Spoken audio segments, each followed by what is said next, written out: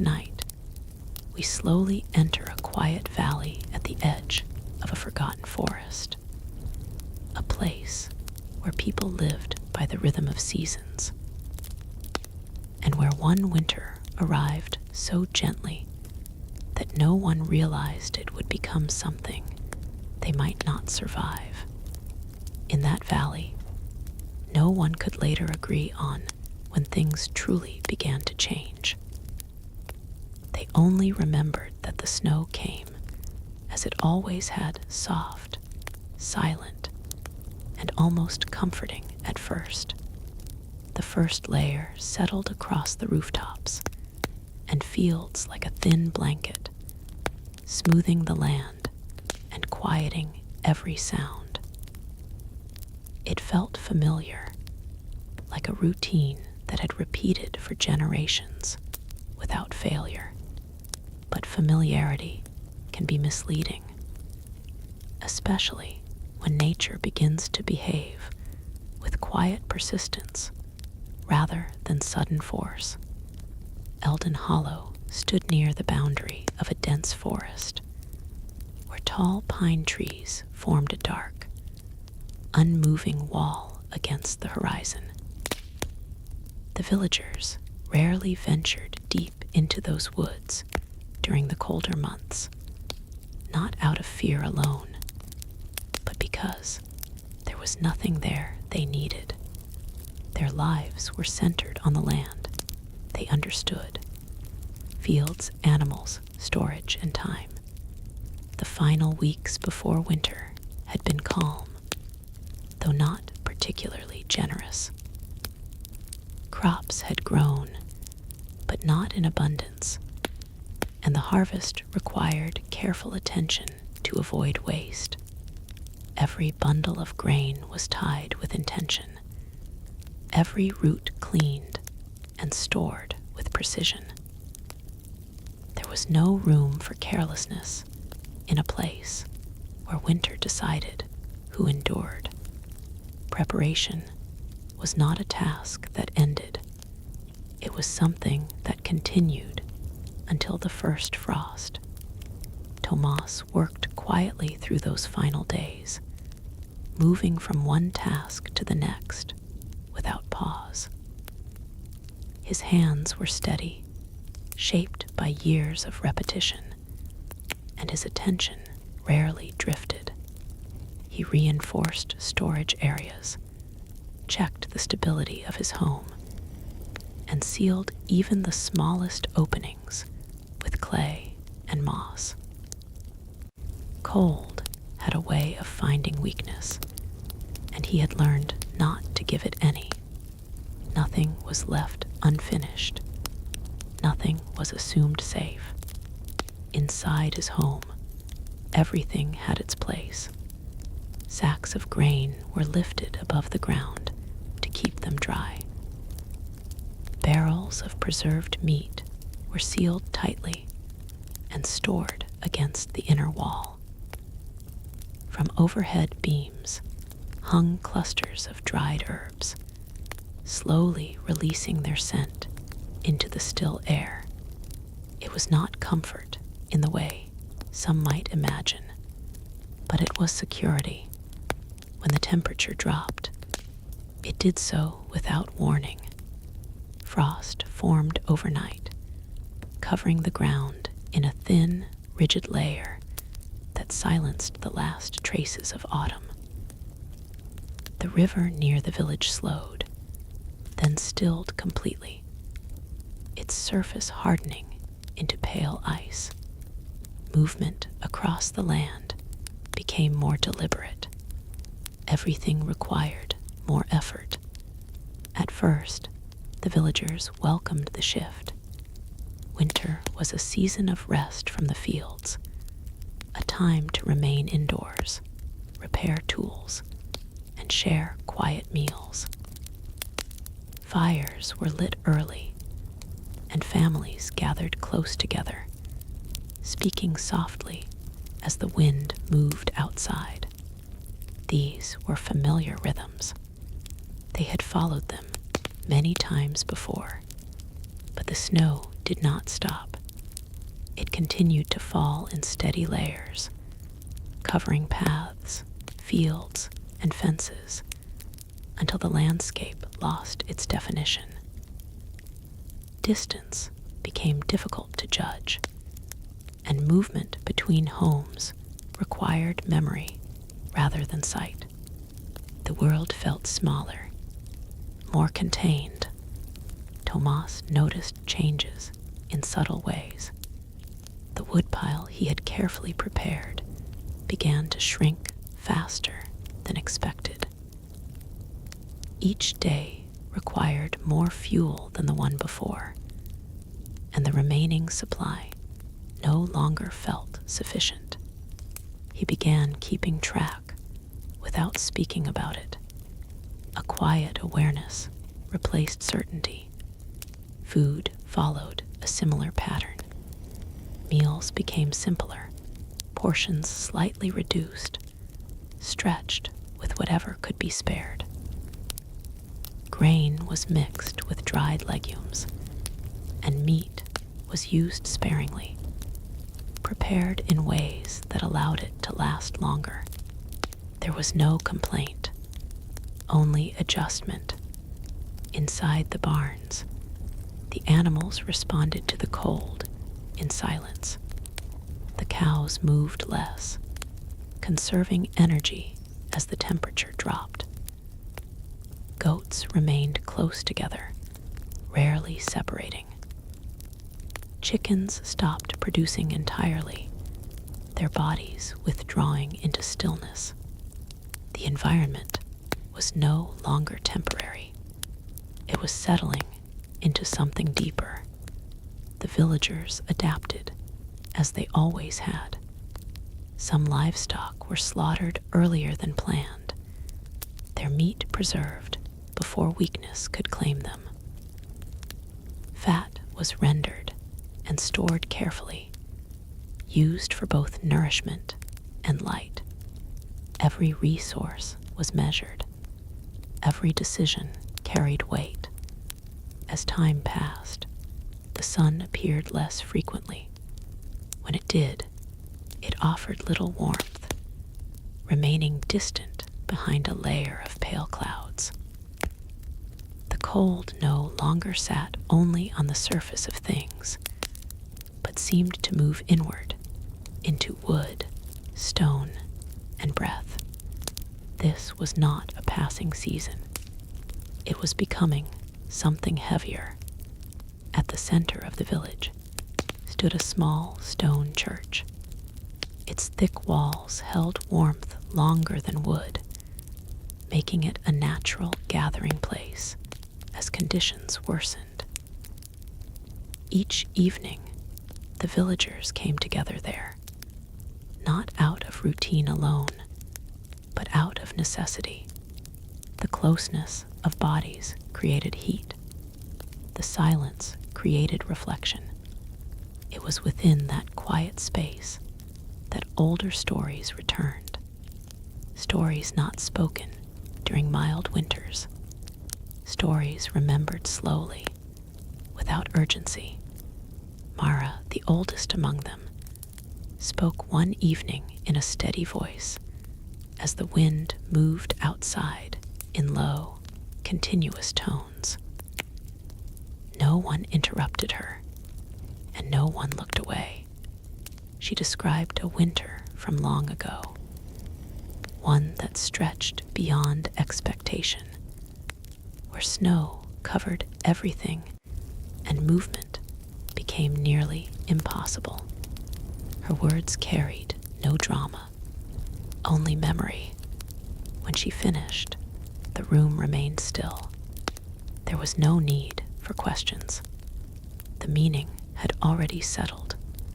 Tomas listened without reaction, because he had already begun to understand. This winter was not ending soon. Later that night, he stood in the doorway of his home, looking out across the snow-covered ground. The wind moved softly across the surface, shifting it in patterns that erased what little remained of the village paths. There was no clear distance, only quiet. He made his decision before morning. Remaining meant depending on what was already diminishing. So he chose to move. Before dawn, Tomas prepared in silence. He dressed in layers, starting with wool closest to his skin, then heavier cloth, and finally an outer covering treated to resist moisture. His boots were secured carefully, reinforced for the deep snow he would face. He carried only what was necessary, nothing extra. A small sled was tied behind him with rope. Inside it, he placed dried meat, a wooden bowl, flint for fire, and his knife. Each item served a purpose, and nothing was included without reason. Weight mattered. Efficiency mattered more. His wife stood near the hearth as he finished.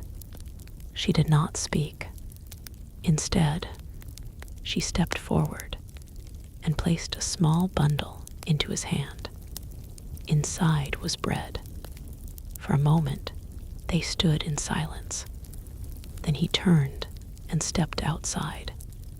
The forest rose ahead, dark and still. Snow weighed heavily on its branches, forming a dense cover that blocked what little light remained.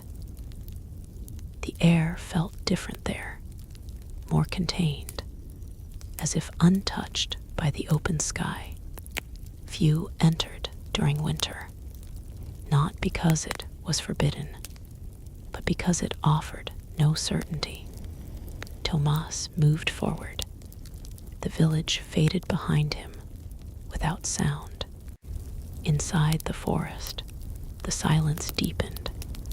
Each step required effort, the snow slowing his movement and forcing careful balance. His breathing remained steady, controlled, conserving warmth. Time became less important than direction. After some distance, he noticed something unusual. Marks in the snow. They were not clearly defined, lacking the shape of animals or the pattern of human footsteps. Instead, they formed uneven lines across the surface, as if something heavy had been dragged forward slowly. They were recent. Tomas studied them briefly, then looked ahead. They continued deeper into the forest. Hunger made the decision. He followed. The trees closed in gradually, reducing light and space. Snow thickened around his legs, making progress slower. Still, the marks remained visible, guiding him forward. Then, through the dimness, he saw it, a structure of stone, partially buried beneath the snow, worn by time, and unlike anything in the village. It showed no signs of recent construction, no familiar design. It had been there for a long time. He approached carefully. The entrance was narrow, shadowed, but open, and from within, there was a subtle difference. The cold did not reach as sharply. Tomas stepped inside.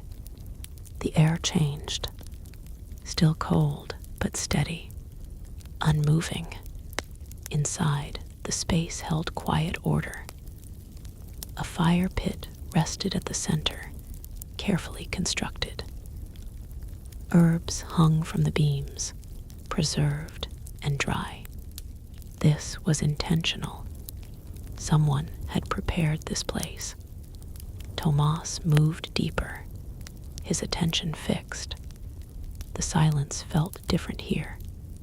Not empty, waiting, And as he stepped further into the dim interior, a realization formed slowly in his mind. This place was not abandoned. Tomas paused inside the stone structure, letting his eyes adjust to the dim interior. The air was heavy, but steady, the chill softened by the narrow walls. He could hear nothing beyond the faint whisper of the wind outside. No rustling, no animal, only the soft echo of his own careful breathing. The building seemed built for endurance rather than comfort. The stone walls were thick and slightly worn, suggesting decades, perhaps centuries, of use. The fire pit in the center was surrounded by marks that hinted at repeated occupancy. Every detail spoke of deliberate planning, a knowledge of winters far harsher than the one outside. He stepped forward, his boots leaving faint impressions in the thin dust on the stone floor. Herbs and bundles of dried plants hung from the beams overhead, their colors muted by age, their scents faint but comforting. He recognized some: sage, thyme, and a few he could not name. They were arranged with intention, each bundle tied in careful knots. It was as though someone had lived here with a quiet respect for order, for survival. Tomas began to explore cautiously, moving from wall to wall, noting small shelves carved into the stone. On them were vessels filled with dried grains, small stones that might have served as weights, and fragile tools of a kind rarely seen outside the village. Each object had been placed with care, and the wear on them suggested generations of use. Here, someone had prepared for winters that could stretch into months without mercy. He knelt beside a low bench and examined a bundle of cloth tucked carefully underneath. Inside were smaller pouches filled with dried food, a few cracked but still usable nuts, and shards of preserved roots. The thought that someone had counted and measured each ration filled him with a quiet respect. He realized, in a subtle way, that he was no longer alone in this task.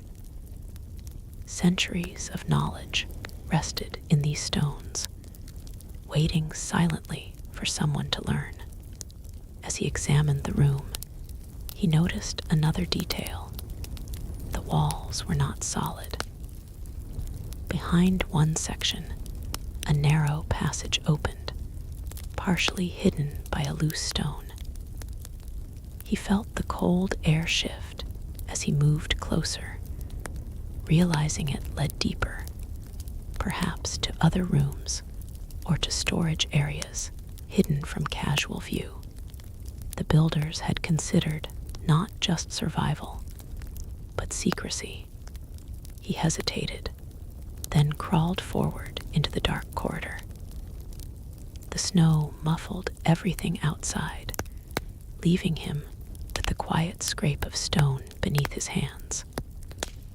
The tunnel widened slowly, revealing a space where light filtered in from a small, high window. Within, he could see more shelves, more bundles, and a faint hint of warmth lingering in the stones, as if the building itself stored something of the sun's memory. Tomas ran his hand across the rough wall, feeling the history etched into every surface. On one shelf, he found a small wooden box. It was carved with simple geometric patterns, worn smooth from use. Opening, it revealed maps, folded and delicate with age. The ink was faded, but the lines depicted areas he recognized from local memory: rivers, forests, and fields. But there were other features as well, places long abandoned, paths no longer in use, and markers he did not understand. He realized he was seeing the land as it had been remembered by those who had lived through winters far harsher than this one. A low sound outside made him freeze. The wind shifted again, brushing against the structure in a way that seemed intentional, as if testing the walls. Tomas listened, his hand resting on the box, and then let the moment pass. The forest was patient, as it had been for centuries, and he was learning its rhythm. He returned to the fire pit and knelt, rubbing two flints together. A small spark caught, and the dry kindling in the pit flared to life. The flame was small but steady, and he let it grow, the warmth spreading slowly. Shadows danced along the walls, and he realized for the first time that he could survive here, at least for a while, without facing the snow that waited outside. The building offered more than shelter. It offered knowledge, preparation, and a quiet continuity he could rely upon. Tomas ate sparingly, the small rations he had carried from home supplemented by the supplies in the stone refuge. Each bite was measured. He was learning not just to survive, but to adapt to the pace this place demanded. Outside, winter stretched endlessly, but inside, time seemed to bend around careful practices, discipline, and patience. He slept in brief stretches, wrapped in layers of cloth and animal hide, listening to the soft wind pressing against the walls. Occasionally, a branch struck the roof above, creating a sound that might have been frightening elsewhere.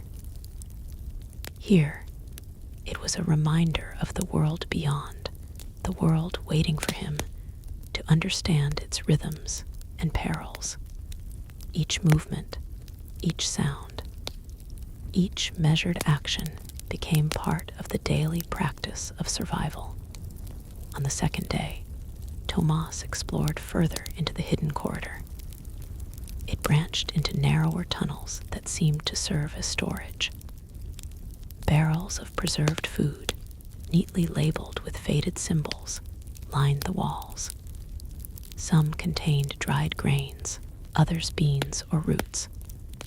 There were jars of salted meat, some of it aged beyond what he had thought edible, yet perfectly preserved. The preservation methods fascinated him.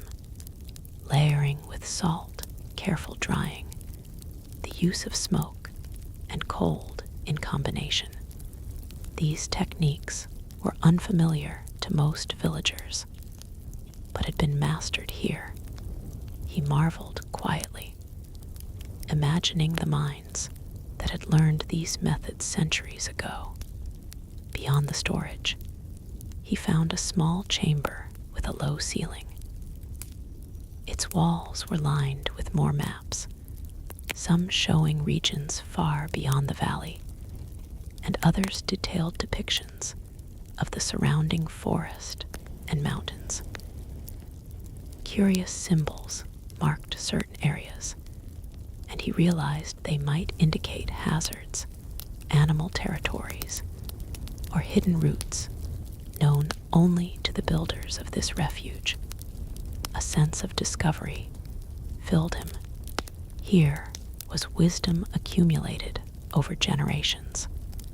As he traced the paths on the maps with his finger, Tomas realized something else. The refuge itself was part of a larger network. There were markers suggesting other hidden shelters, small places like this one where survival strategies were stored in secret.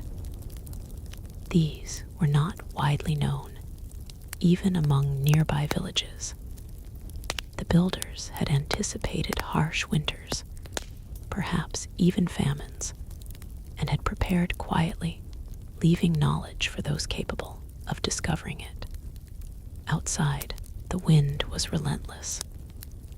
Snow piled against the narrow openings, reshaping the landscape in a way that erased any familiar path.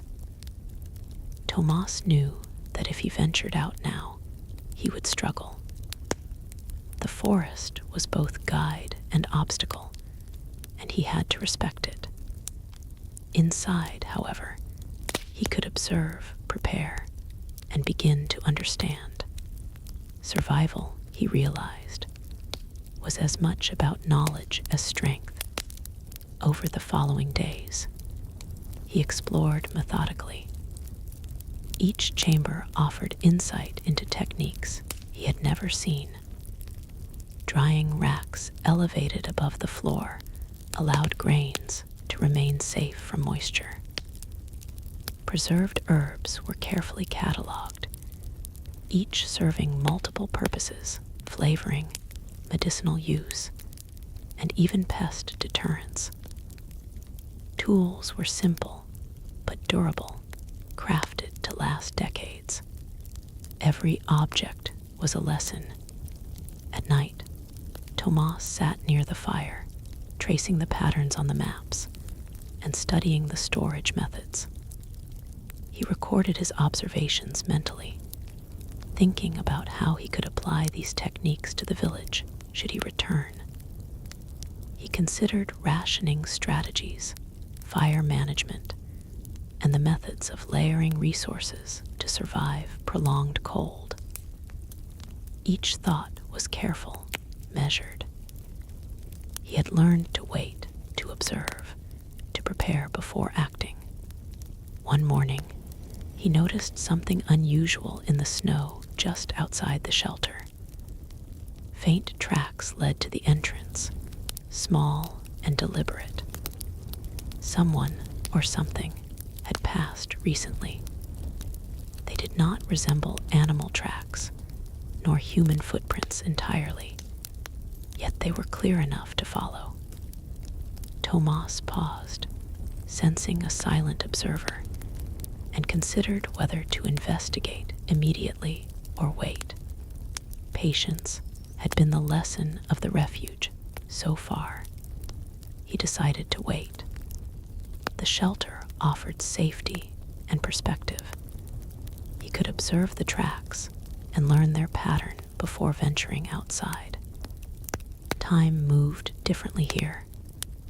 Each decision carried weight, and hesitation was a form of survival. Even in the cold and isolation, he felt connected to the builders of this place, understanding that their preparation allowed him the luxury of reflection. By the fourth day, Tomas had begun to adapt fully. He moved through the shelter with confidence, lighting fires, organizing supplies, and mapping the interior in his mind. The cold outside had not diminished, but inside, he felt a sense of control. He realized that the winter, harsh as it was, could be endured if one moved with care, if one respected knowledge and preparation. And as he sat quietly one evening, watching the shadows of the fire dance across the walls, a faint realization settled in his mind. The shelter was more than a refuge. It was a message.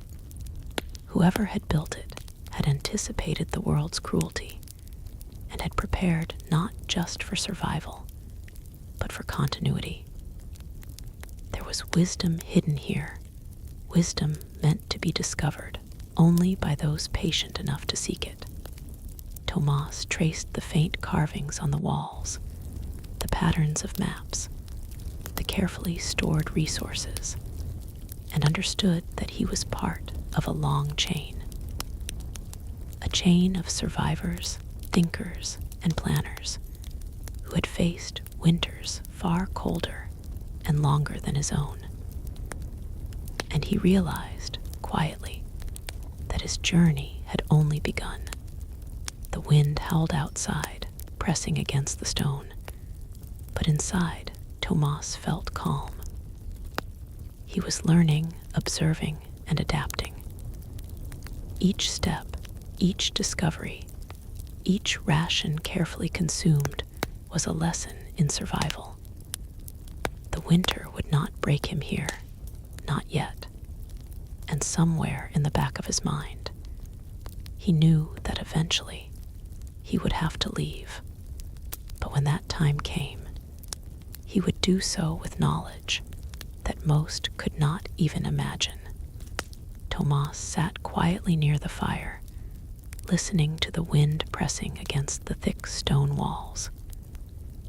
Each gust shook the shelter slightly, yet inside, the air remained steady, almost expectant.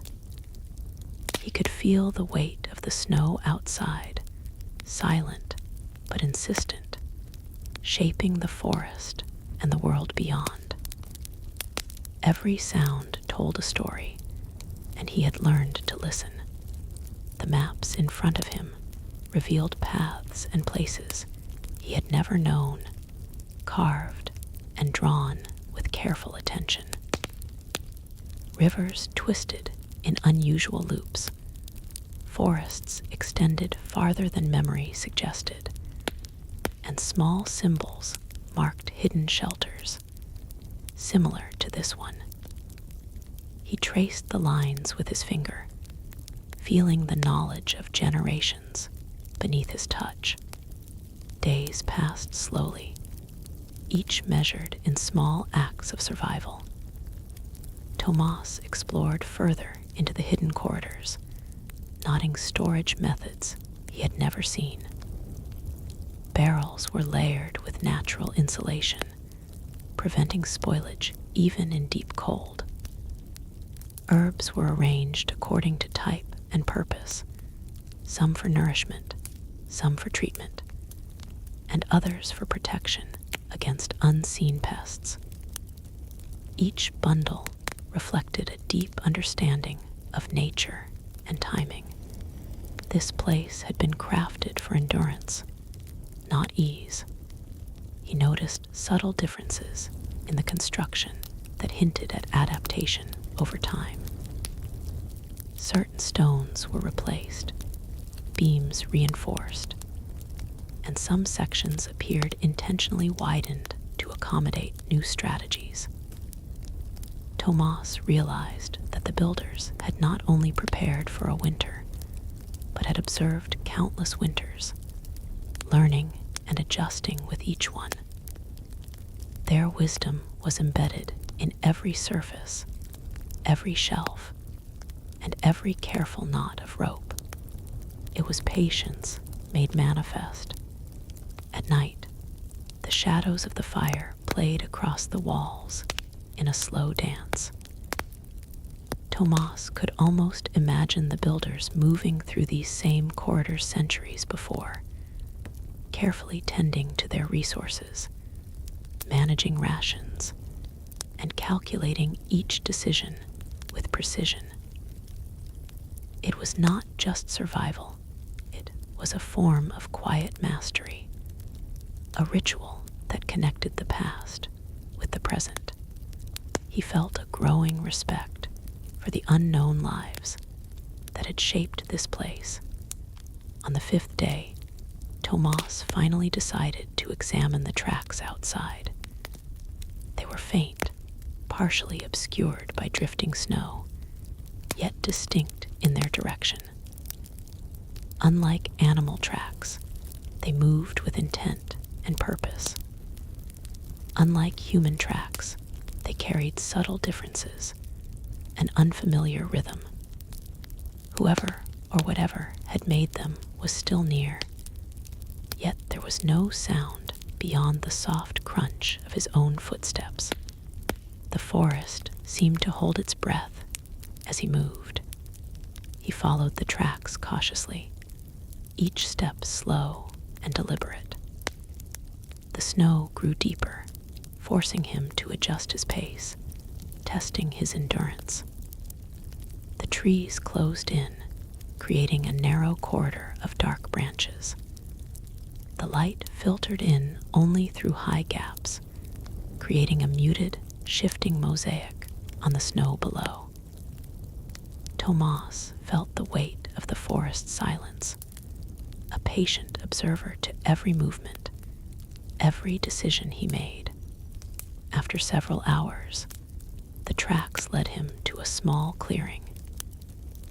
In the center stood a tree unlike any he had seen before, its trunk wide and gnarled, with branches twisted toward the sky as if resisting the snow. Beneath it were more marks, scratches, depressions, and subtle traces of recent activity. Tomas knelt and examined them carefully, recognizing a method in their randomness. They told a story, a pattern only understood by those who paid attention. The shelter had taught him to read signs, to notice subtle clues, and to anticipate challenges. Now, the forest was offering the same lesson. Each mark, each depression in the snow, was evidence of life that had learned the rhythm of winter. And in that realization, Tomas understood that survival depended not just on preparation, but on perception. Knowledge was as vital as food or warmth. Returning to the shelter, he reflected on what he had discovered. The hidden refuge was more than a structure. It was a school, a repository of wisdom. Each chamber, each carefully stored resource, each map and tool was a lesson meant for those patient enough to uncover it. Tomas understood that he was now part of a chain, one link in a lineage of people who had faced the harshest winters and endured, and he began to imagine how that knowledge could change the future. By the seventh day, Tomas had established routines that mirrored the discipline of the builders. He checked supplies daily, rotated food to prevent spoilage, and maintained the fire with careful consistency. Sleep came in measured intervals, and each awakening was purposeful. The forest remained unrelenting outside, but inside the stone walls, Tomas felt a sense of mastery over his environment. Even in isolation, life had rhythm. During one of these days, he discovered another hidden chamber. It was smaller than the others, almost entirely bare except for a few containers of preserved grains and a neatly arranged pile of kindling. Yet something about it struck him, an inscription, faintly etched into the stone near the ceiling. The marks were worn by time, but careful observation revealed a sequence, a warning perhaps, or guidance for those who would follow. He traced the symbols slowly with his finger, noting their order and spacing, trying to discern meaning. Tomas understood that the builders had left lessons not only in physical tools, but in thought. Their understanding of cycles, of survival, and of caution was woven into every corner of the shelter. It was knowledge designed to be deciphered, a bridge between centuries. He realized that each discovery carried responsibility to learn, to apply, and to preserve what he found. past was speaking softly, yet clearly. Outside, the snow continued its relentless accumulation. The landscape had transformed entirely, erasing familiar landmarks and forging new paths. Tomas knew that returning to the village immediately would be impossible. The forest had become both protector and test, a natural barrier that demanded respect. He had to observe, adapt, and understand the environment before he could move beyond it. Patience, again, was survival. As the days turned into a second week, Tomas began to experiment with the methods he found. He tried drying herbs in new configurations, layering grains in different ways, and testing fire efficiency within the stone chambers. Each attempt yielded results, some successful, some requiring adjustment. He took careful notes in his mind, learning the principles rather than merely copying actions. Every error was part of the lesson. During one evening, the wind shifted unusually, rattling the structure with greater intensity. Tomas listened, sensing movement in the forest beyond. The tracks he had followed earlier seemed to lead in a loop, suggesting that another presence was nearby, observing, or perhaps moving with similar purpose. He paused by the fire, considering his options, weighing risk against knowledge. Every decision now carried consequences beyond himself. The shelter seemed to acknowledge his progress. Tomas noted details previously overlooked, small grooves in beams that indicated water flow, subtle differences in insulation, and even the way light entered certain chambers. He realized that the builders had considered not only survival, but comfort, habit, and even mental well-being during long periods of isolation. Winter was not merely endured, it was understood. By the end of the second week, Tomas had mastered the routines of the refuge. He moved with purpose, managed supplies efficiently, and interpreted the subtle signs of the forest. He was learning the rhythm of the hidden winter, and slowly he began to anticipate challenges before they appeared. Snowstorms, shifting winds, and deep cold became predictable in their patterns, allowing him to act in preparation rather than reaction. Knowledge became his shield. On the 15th day, a faint light at the edge of one chamber caught his attention. Peering closer, he discovered a narrow hatch leading downward, almost invisible against the stone. It seemed to descend further, perhaps to another hidden level. Tomas considered whether to explore it immediately.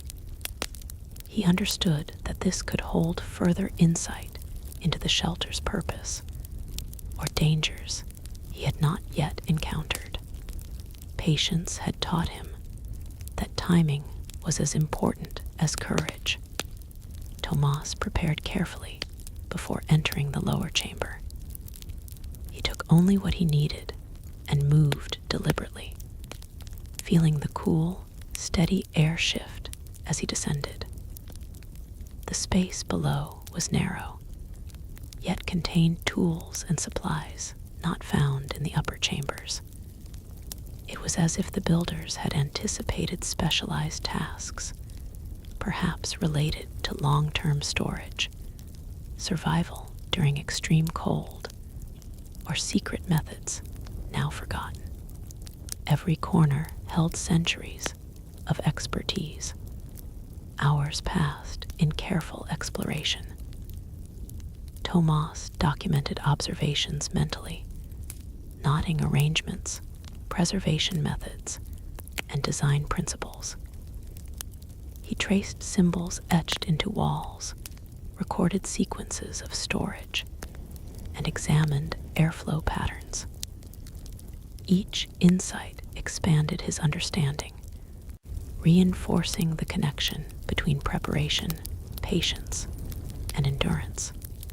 He realized that the hidden refuge was more than a place. It was a curriculum for winter survival, carefully encoded for those willing to learn. The forest outside remained silent, patient, and observant. And as night fell, Tomas rested near a small fire he had built in the lower chamber. The structure had sheltered him from relentless snow, taught him careful planning, and revealed knowledge he could not have imagined in the village alone.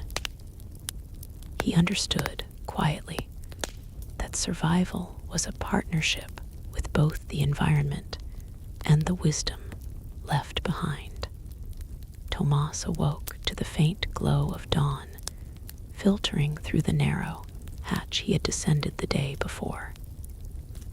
The forest outside was silent, the snow thick and undisturbed, stretching in uniform sheets beyond the stone walls. The weight of isolation had become familiar, yet there was always an edge, a quiet anticipation, as if the forest itself was waiting to reveal its next lesson.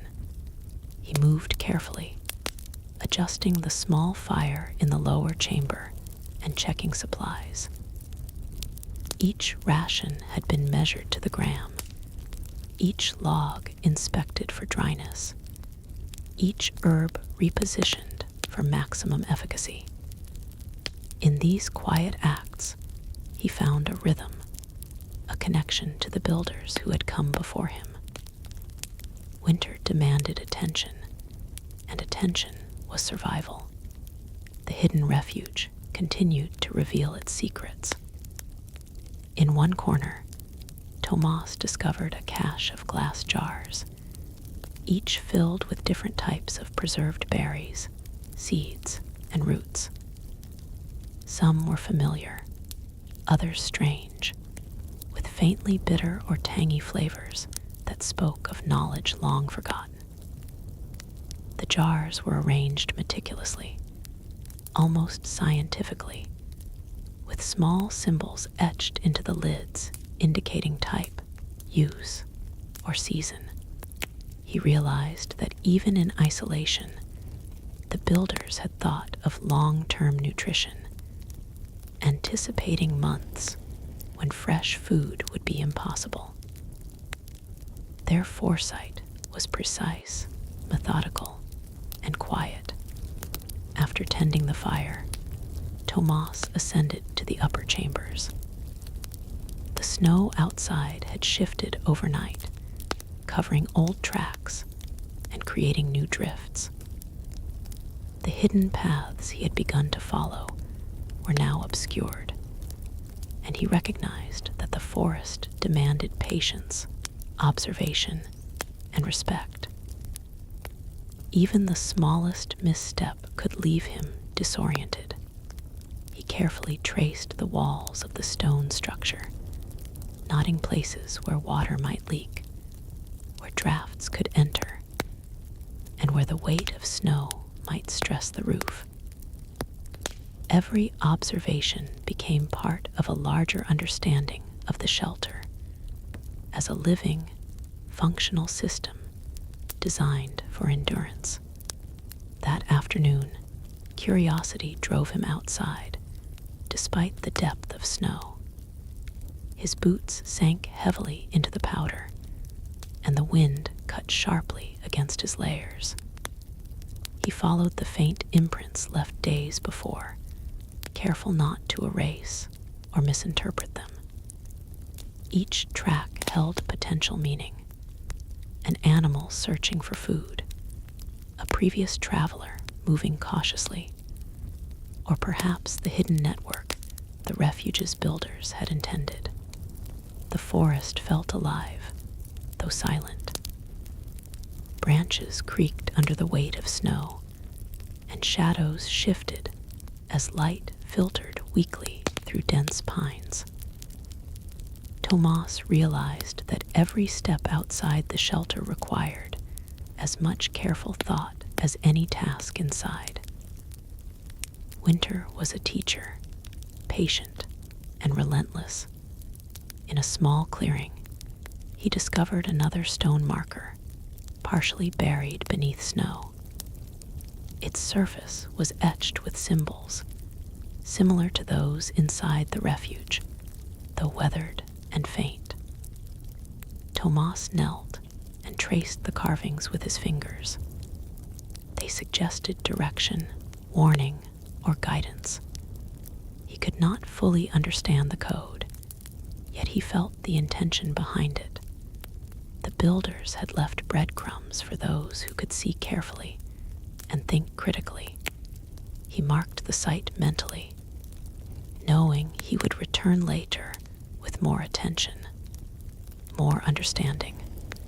Returning to the refuge, Tomas began cataloging his observations.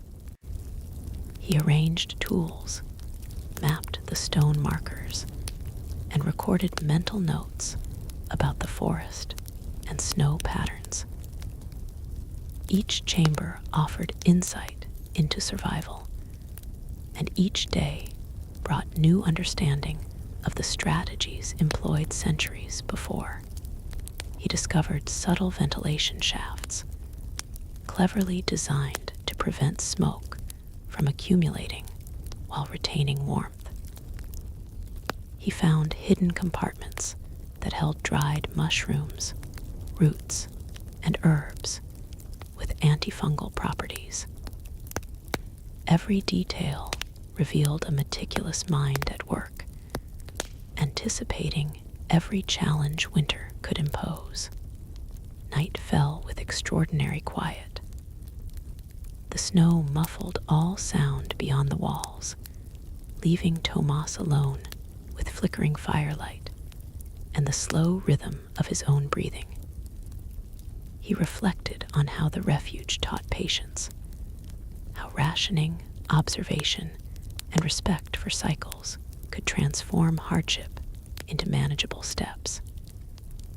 He realized that survival was not just physical, it was mental and emotional, a slow calibration of expectation and endurance. The fire's warmth became a kind of anchor, a small certainty amid the endless uncertainty of winter. A few days later, Tomas experimented with preservation techniques he had discovered in the lower chamber. He tried layering grains with leaves for insulation, drying herbs over gentle smoke, and testing the airtight seals of jars.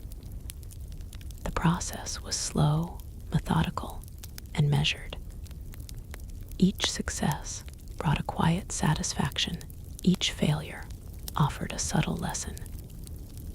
The builders had designed these systems to teach understanding through repetition and observation, not through instruction alone. One evening, as Tomas studied the maps on the upper level, he noticed a faint glow through the snow-laden trees. It was distant, irregular, and subtle, but it suggested another presence. He considered whether to investigate immediately, but the lessons of patience guided him to wait, to observe, and to interpret before action. The forest, he understood, communicated in whispers and traces, not in direct confrontation. He recorded the observation mentally, adjusting plans for exploration without exposing himself unnecessarily. Over the next week, he explored the upper forest carefully. Snow deepened, and the paths shifted daily. Yet Tomas began to notice patterns, where animals burrowed, where wind shifted snow into drifts, and where sunlight reached patches of frozen earth. Each pattern provided insight into survival strategies, not just for himself, but for anyone dependent on the forest during harsh winters. The world outside became a classroom as intricate as the refuge itself, requiring patience, skill, and attention. During one excursion, he found a shallow cave partially hidden beneath snow. Inside, frost had formed delicate patterns along the walls, and remnants of previous occupants hinted at long-term survival. Small pits contained ashes from fires, and faint traces of tools suggested careful management of resources. Tomas studied each detail meticulously, considering how such knowledge could complement what he had learned inside the stone refuge. It was a lesson in adaptation. Survival required understanding multiple environments simultaneously.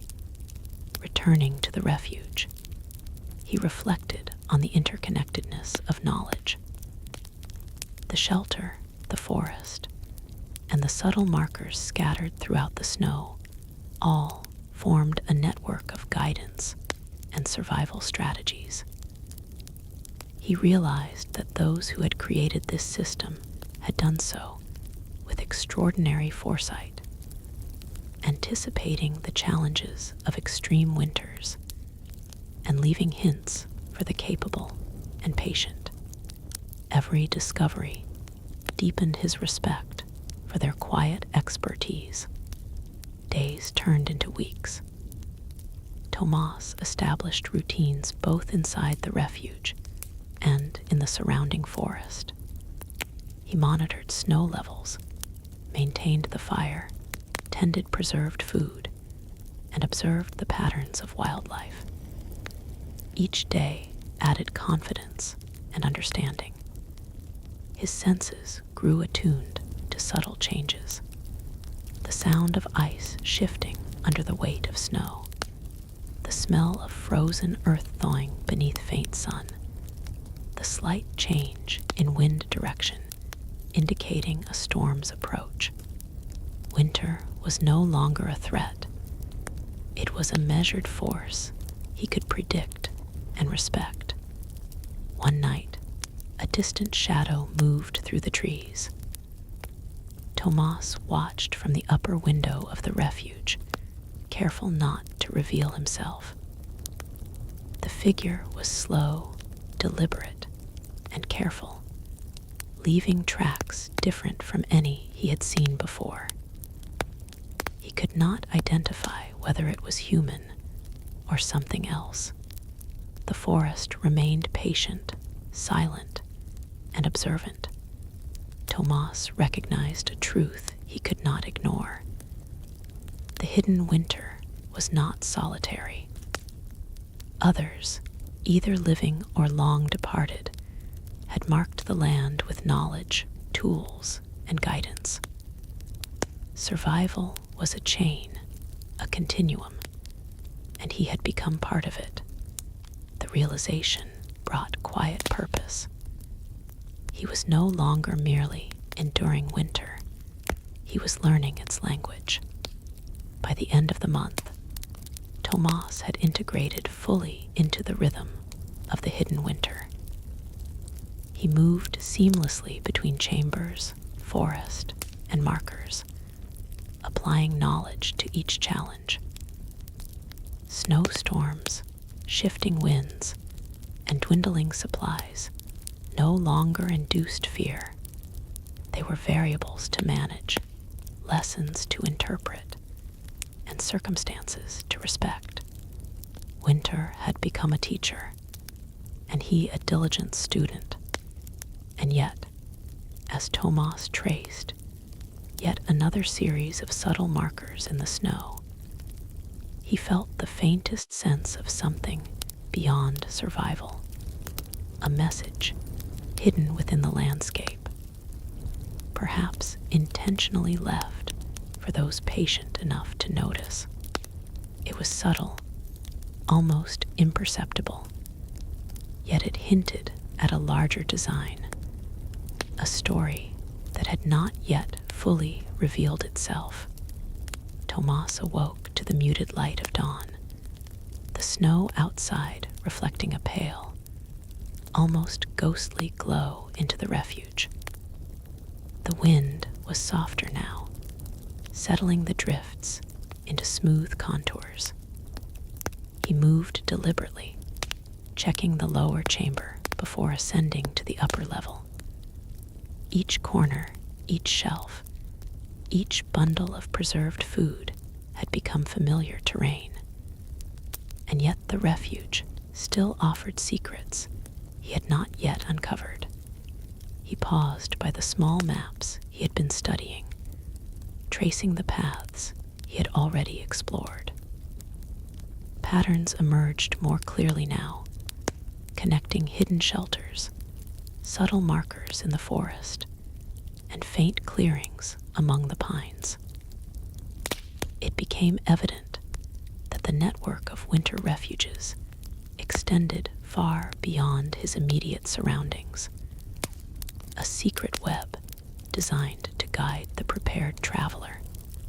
Determined to understand more, Tomas gathered provisions and stepped into the forest. The snow crunched underfoot, compacted from days of shifting wind and temperature changes. Every step required attention. A drift could conceal a hidden hole. An icy patch could betray the careless. Yet he moved with confidence, guided by the faint markers he had discovered, each symbol etched into stone or snow, a deliberate instruction left by those who had come before. It was not just survival, it was navigation through a language of winter, subtle and precise. He came upon a small creek, partially frozen, its surface cracked with the slow force of water moving beneath ice. Tomas examined the edges, noting the pattern of thaw and freeze, the direction of flow, and the areas where snow had piled differently. These natural rhythms were integral to survival. Water sources needed to be predictable, and movement near them required caution. The forest had its own rules, and Tomas was learning them. Near the creek, he noticed another hidden marker, a stone partially buried beneath snow, carved with faint, angular symbols. He knelt, brushing away powder with gloved hands, revealing lines that suggested both caution and direction. Following these hints, he moved carefully, tracing a route that would have been invisible to any untrained eye. It was clear. The builders of this network had anticipated observers like him, leaving subtle cues for those patient and attentive enough to understand them. Over the following days, Tomas discovered several more markers, each distinct yet part of a larger pattern. Some were carved into trees, the bark preserving subtle indentations. Others were low stones arranged to cast shadows at particular times of day.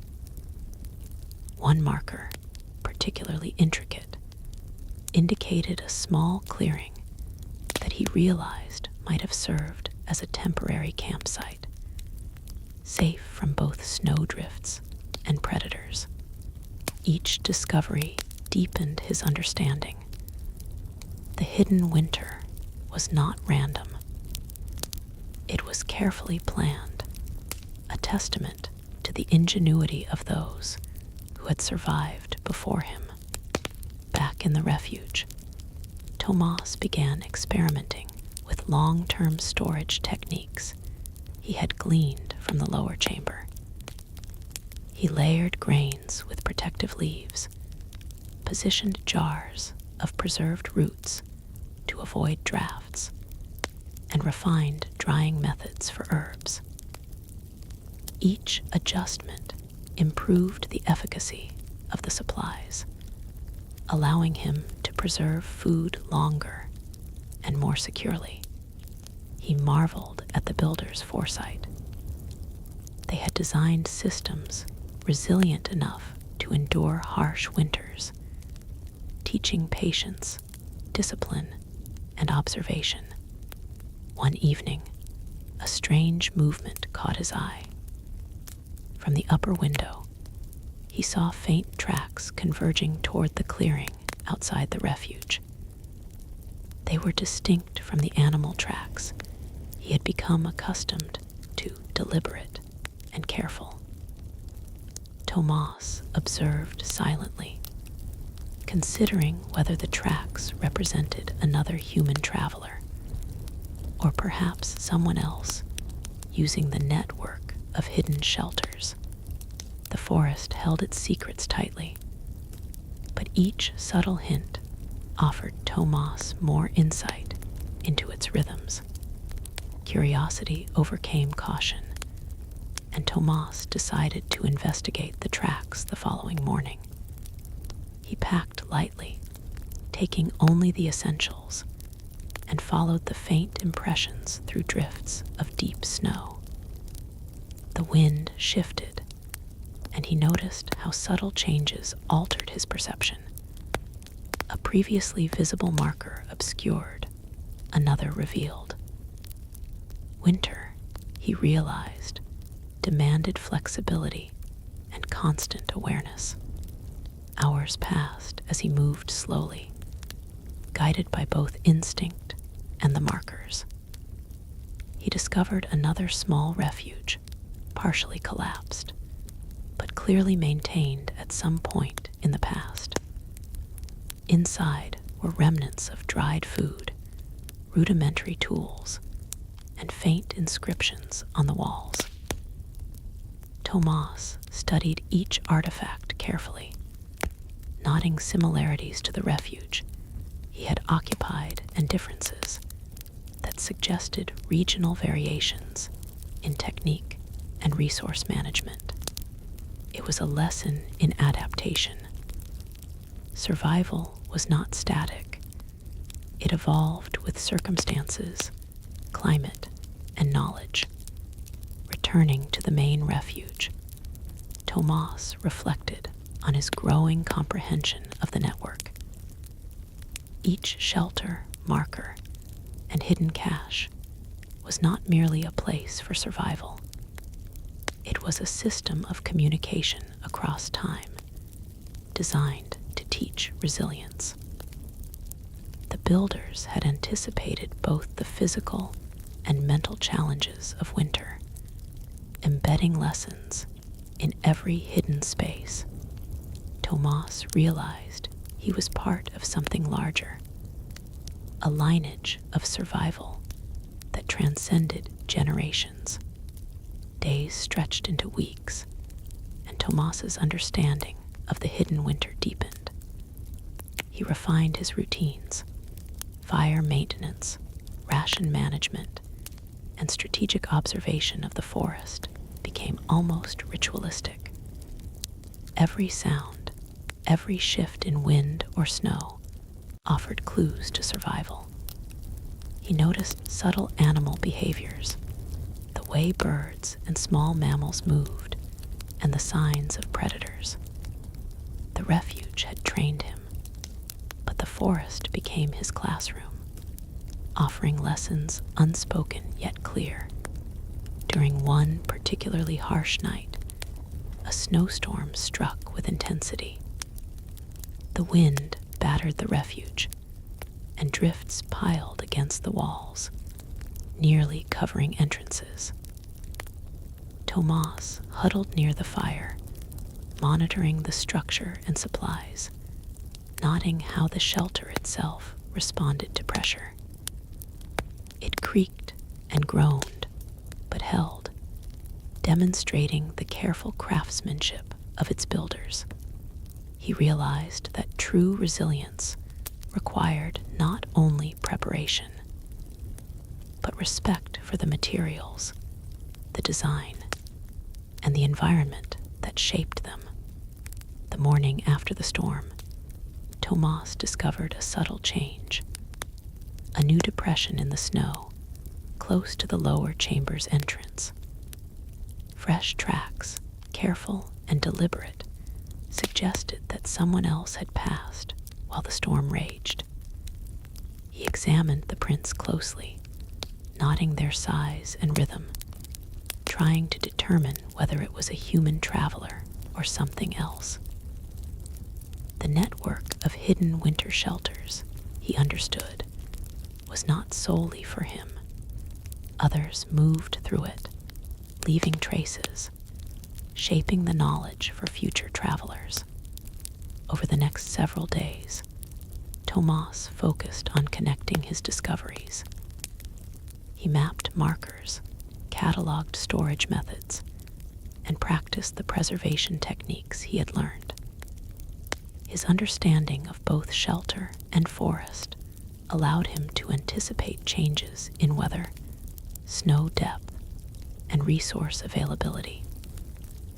The winter, once a force of fear, had become a carefully measured system, one that rewarded observation, patience, and calculated action. One evening, he found another hidden chamber within the main refuge, previously overlooked.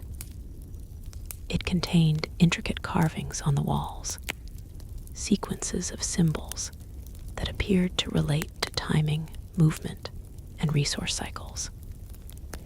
Tomas studied them for hours, cross-referencing with maps and markers outside. Slowly, patterns emerged, hinting at the meticulous planning that governed every aspect of survival. It was a silent curriculum of endurance, wisdom hidden in plain sight. By the fourth week, Tomas had transformed.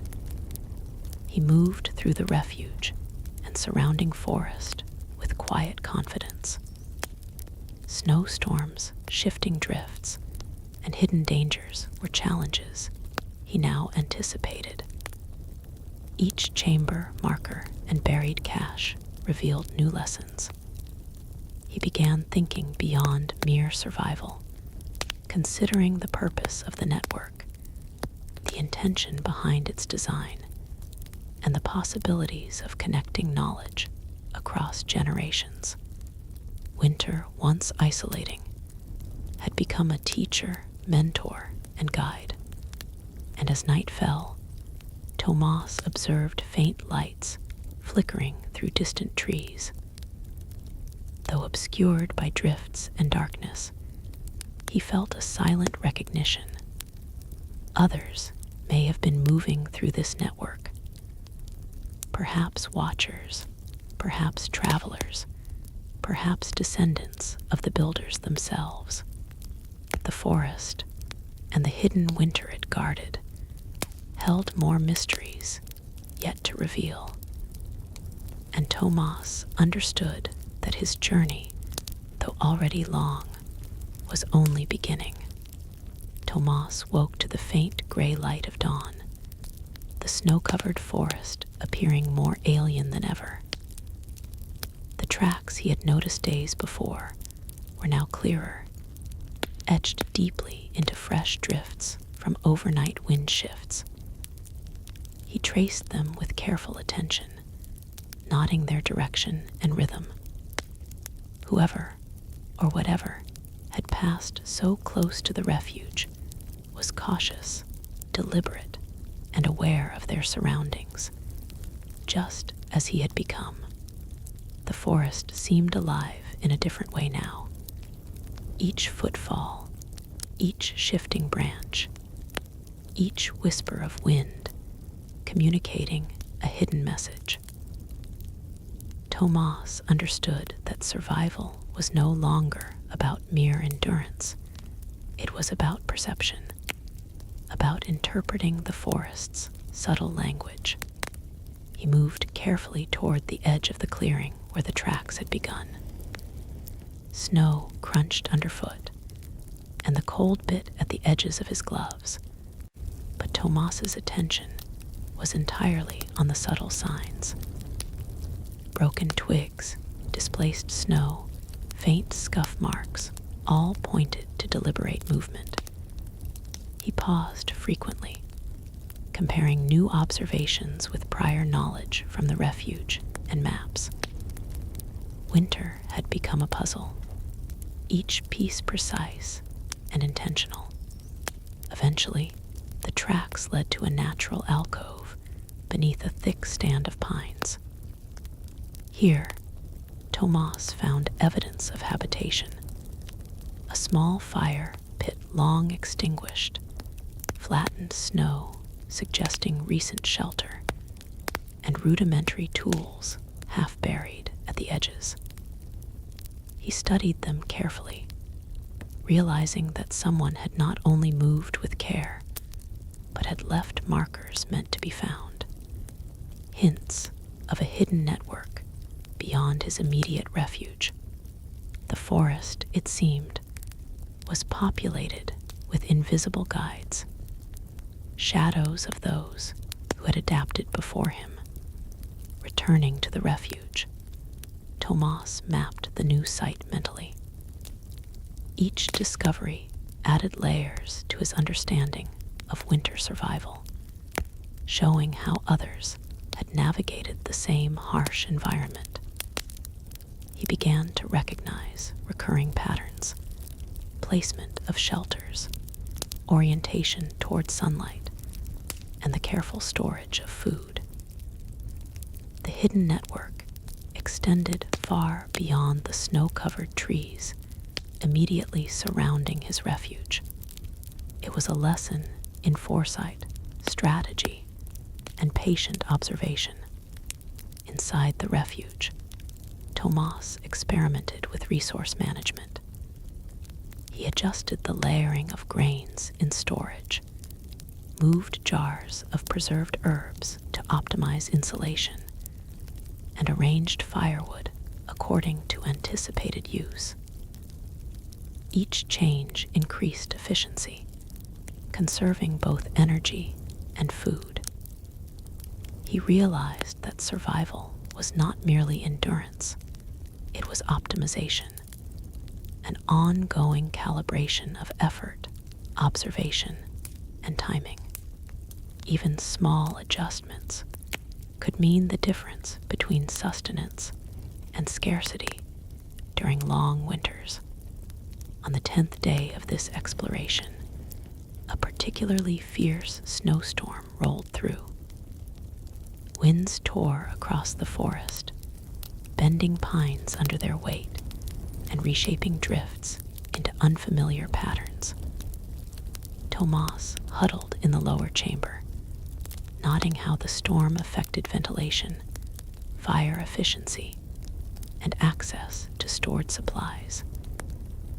The refuge, resilient and well-constructed, absorbed the storm's force, revealing once again the brilliance of its builders. Winter, relentless and patient, continued its quiet lesson in endurance and foresight. After the storm passed, Tomas emerged to examine the environment. Snow had hidden previous tracks, erased familiar contours, and reshaped the forest entirely.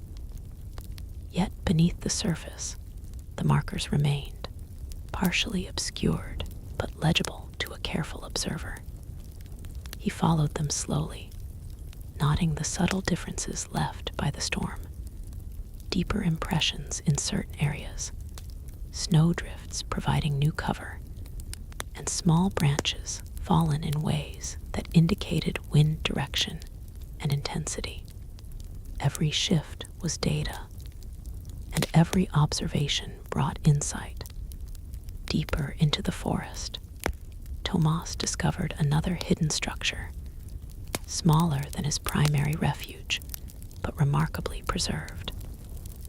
Its roof was reinforced with timber, walls thick with stone, and inside, small caches of food and tools had been carefully maintained. He examined each item methodically, learning the techniques employed for preservation, insulation, and concealment. The hidden network was vast, each node representing centuries of accumulated knowledge and experience. It was both a sanctuary and a lesson in ingenuity. While inspecting the smaller refuge, Tomas noticed faint carvings in the wooden beams. Symbols, partially eroded, suggested guidance: where to place supplies, how to arrange firewood, and the timing of movements between shelters. He traced them carefully, comparing with the maps and markers he had already recorded. Each symbol revealed thought, planning, and foresight beyond his initial understanding. It became clear that these structures were more than survival shelters. They were living curricula, teaching resilience, observation, and patience. Over the next several days, Tomas mapped connections between his primary refuge, the new site, and distant markers he had previously discovered. A pattern emerged: pathways that allowed movement between shelters while minimizing exposure, sequences that maximized resource conservation, and hidden alcoves for both observation and protection. He recognized that winter survival was not only physical but strategic. The hidden network functioned as a guide, teaching not only endurance, but the application of knowledge across challenging environments. One night, a flicker of light appeared through the trees. Tomas observed carefully, noting its slow, deliberate movement. It was faint, almost imperceptible, yet deliberate, suggesting another human presence, or perhaps someone following the network. He waited, studying the shadow as it moved across the snow-covered landscape. The realization struck him. The winter network was active, inhabited, and still in use, even now, centuries after its creation. The following day, Tomas explored cautiously toward the flickering light's origin. He traced tracks through deep snow, noting deliberate packing and careful concealment. The forest, ever watchful, seemed to recognize him as a student rather than an intruder. Each branch, drift, and hollow offered subtle guidance, almost as if the environment itself had become part of the curriculum. Winter was no longer a mere setting. It had become a participant in his survival and understanding. Near a small ridge, he discovered signs of temporary habitation: footprints, scattered pine needles cleared from snow, and a faintly smoking fire pit. There was no one present, yet every detail suggested recent use. Tomas examined the pit and surrounding area, deducing methods of warmth, concealment, and observation. The network's teachings extended beyond structures. It encompassed timing, movement, and human intuition. Survival was a combination of foresight, skill, and silent observation. Back in his primary refuge, Tomas consolidated knowledge from both the new site and the temporary camp. He adjusted storage methods, refined movement patterns, and improved fire management. Each refinement increased efficiency and confidence. The network had transformed from a series of isolated shelters into an interconnected system of survival, knowledge, and silent guidance. Winter had become a structured challenge, and Tomas had learned to navigate it with growing mastery. Over subsequent weeks, Tomas explored further, connecting previously discovered markers with new observations. He began to recognize subtle regional variations, differences in shelter design, preservation techniques, and environmental cues. Each discovery expanded his understanding, showing that survival strategies were adapted to the microclimates within the forest. The hidden network was dynamic, responsive, and profoundly intelligent in its design. One evening, as he reviewed maps and traces in the refuge, Tomas noticed a new pattern emerging. Certain markers appeared to guide movement not only for survival, but for the observation of hidden phenomena. Areas where wildlife congregated, locations of safe water sources, and even subtle topographical features providing shelter from storms. The network was comprehensive, encoding lessons for both human and environmental awareness. Winter survival, he realized, was as much about understanding the world as it was about enduring it. By the end of episode 6, Tomas had become a disciplined, knowledgeable observer of both the refuge and the surrounding forest. He moved through snow, markers, and shelters with purpose, interpreting each subtle hint, each shift in environment, and each trace of past travelers. Yet the flicker of light he had observed remained unexplained, a silent whisper of other presences, waiting to be understood. Tomas woke to the muted, pearly light of early morning. Snow blanketed the forest in silence, save for the faint creak of branches heavy with ice. His mind lingered on the flickering light he had observed days before. Today, curiosity and caution demanded action. He gathered his minimal supplies, adjusted his clothing against the cold, and stepped cautiously into the thick snow, every step deliberate. The forest was a cathedral of white, each tree trunk a column, each branch a vaulted ceiling. Tomas had come to respect its lessons: patience, observation, and respect for subtle signs were crucial for survival. Every movement mattered, and the wind itself seemed to guide him, whispering hints through the rustling of pine needles. Following the faint traces of activity, he came upon the clearing where the temporary fire pit had been. Fresh tracks had been added overnight, careful, precise, and purposeful. Tomas studied them closely, noting stride length, weight, and direction. Whoever had moved through here had experience, a familiarity with the hidden network, and a silent understanding of winter's rhythm.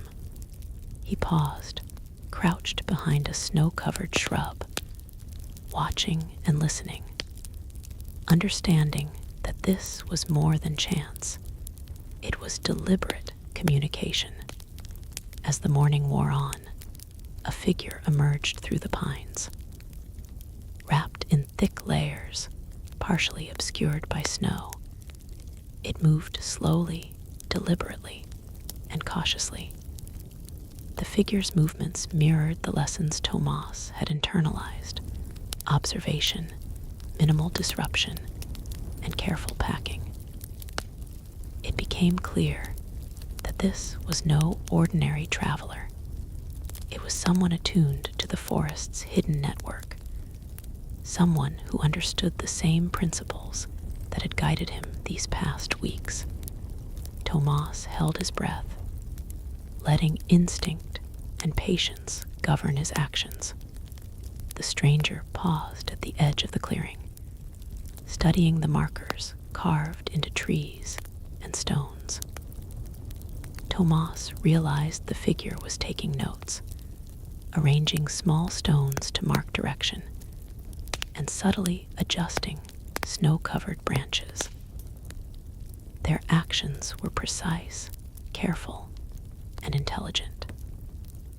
Tomas understood that he was witnessing a fellow practitioner of survival, someone shaped by the same centuries of hidden knowledge embedded in the forest.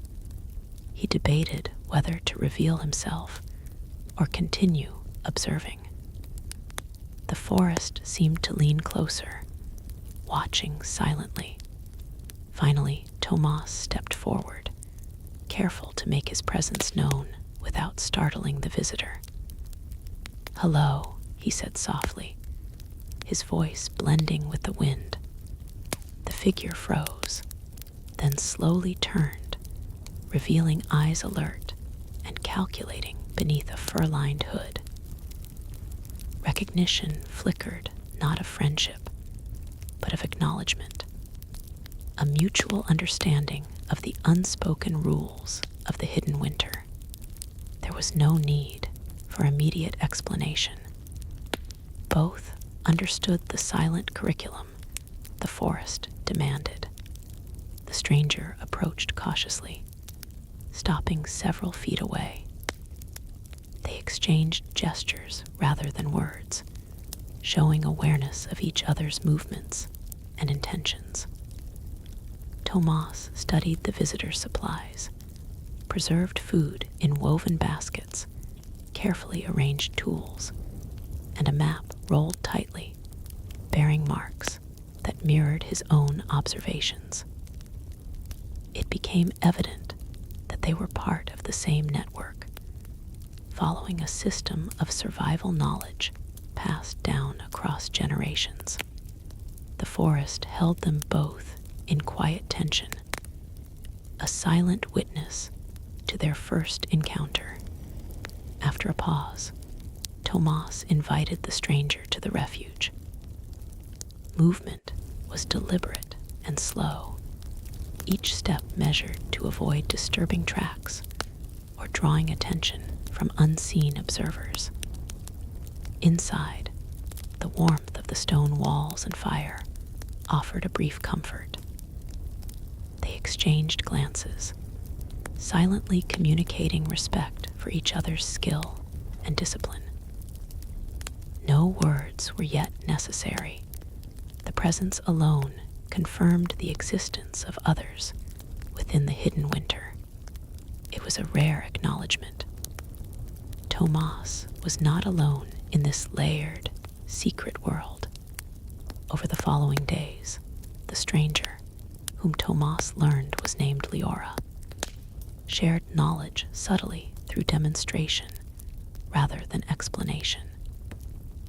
She showed him methods for maintaining fire efficiency during high winds, techniques for arranging snow barriers to prevent drift from covering entrances, and ways to rotate rations to avoid spoilage.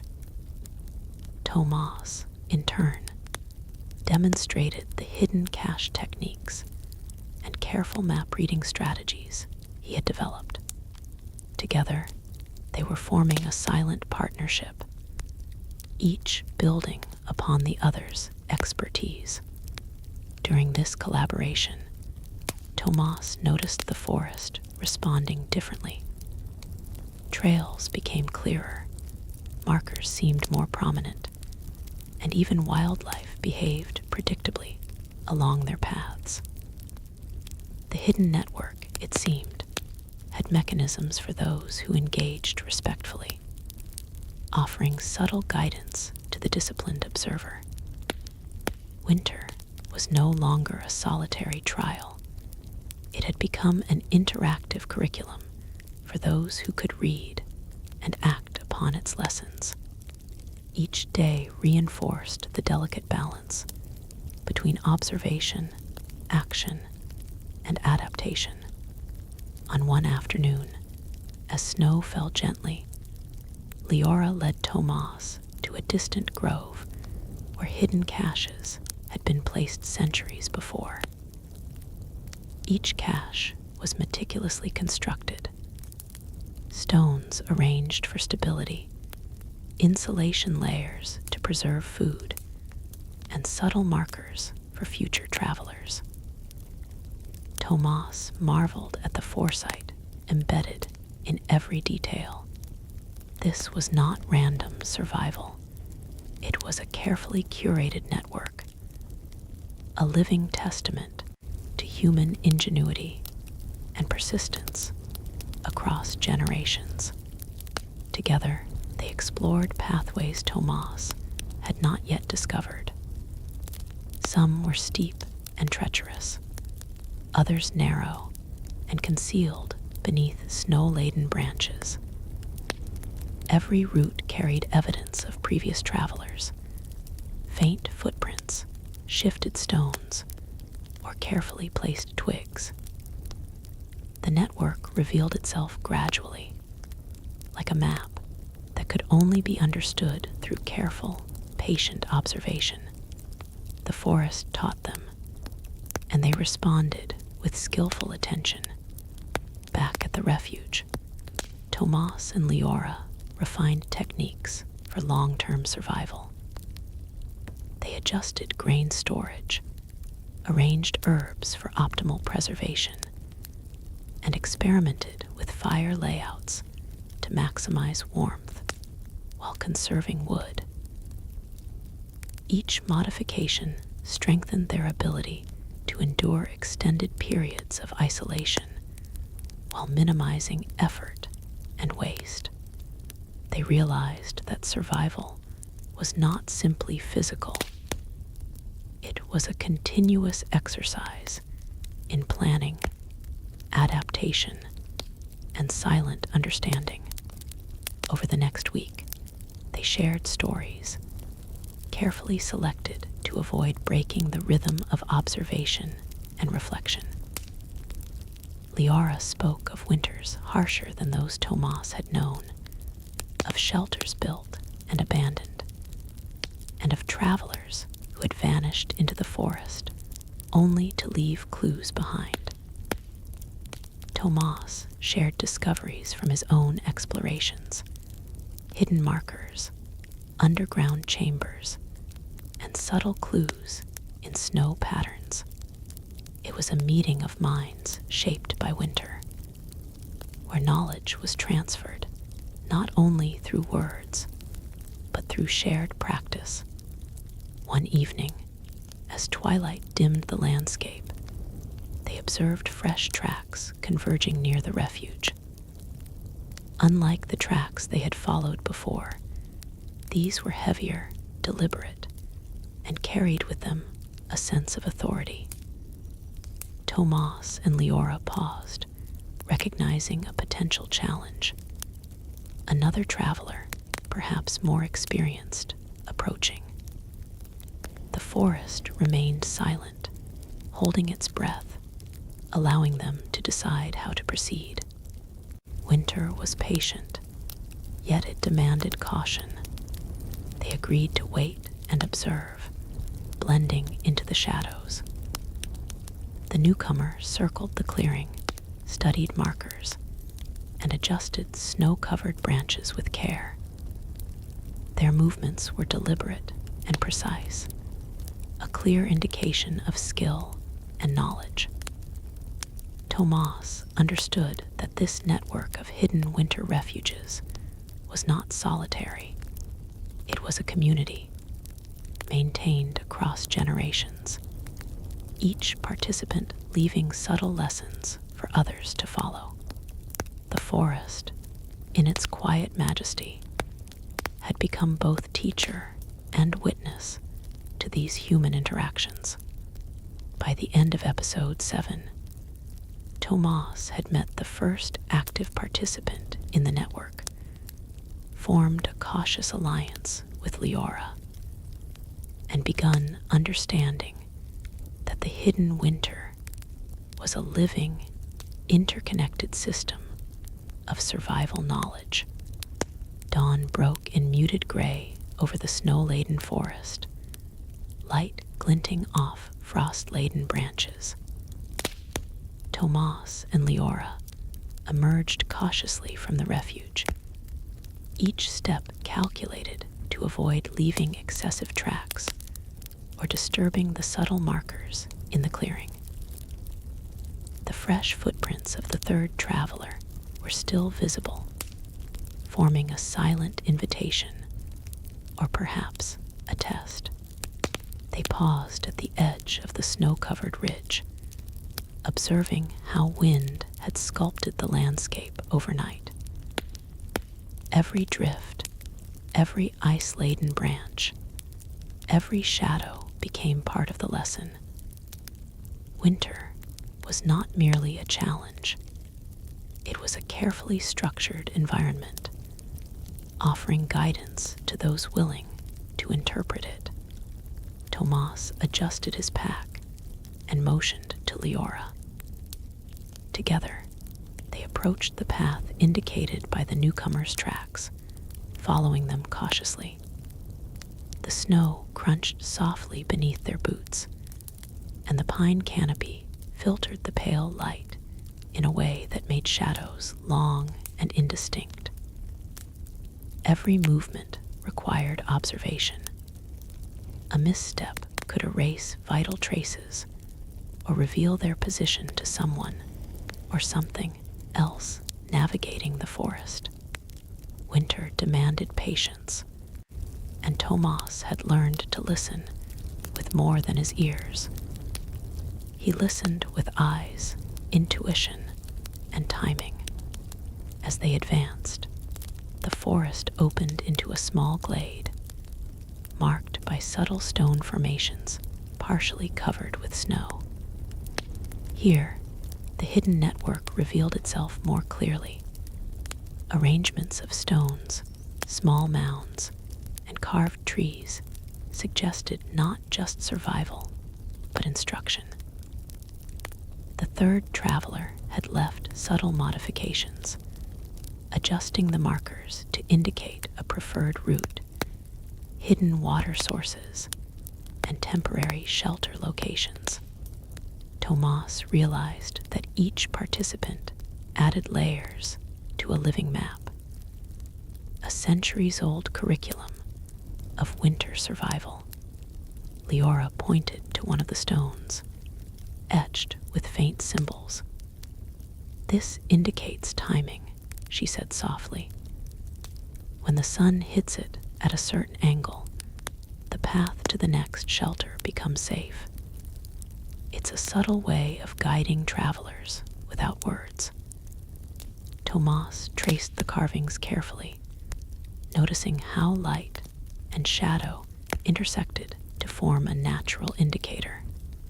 He marveled at the ingenuity. Knowledge passed down in symbols, shadows, and the landscape itself, encoding survival across generations. For hours, they followed the carefully marked route. Snow deepened in some areas, forcing creative detours, yet the markers guided them faithfully.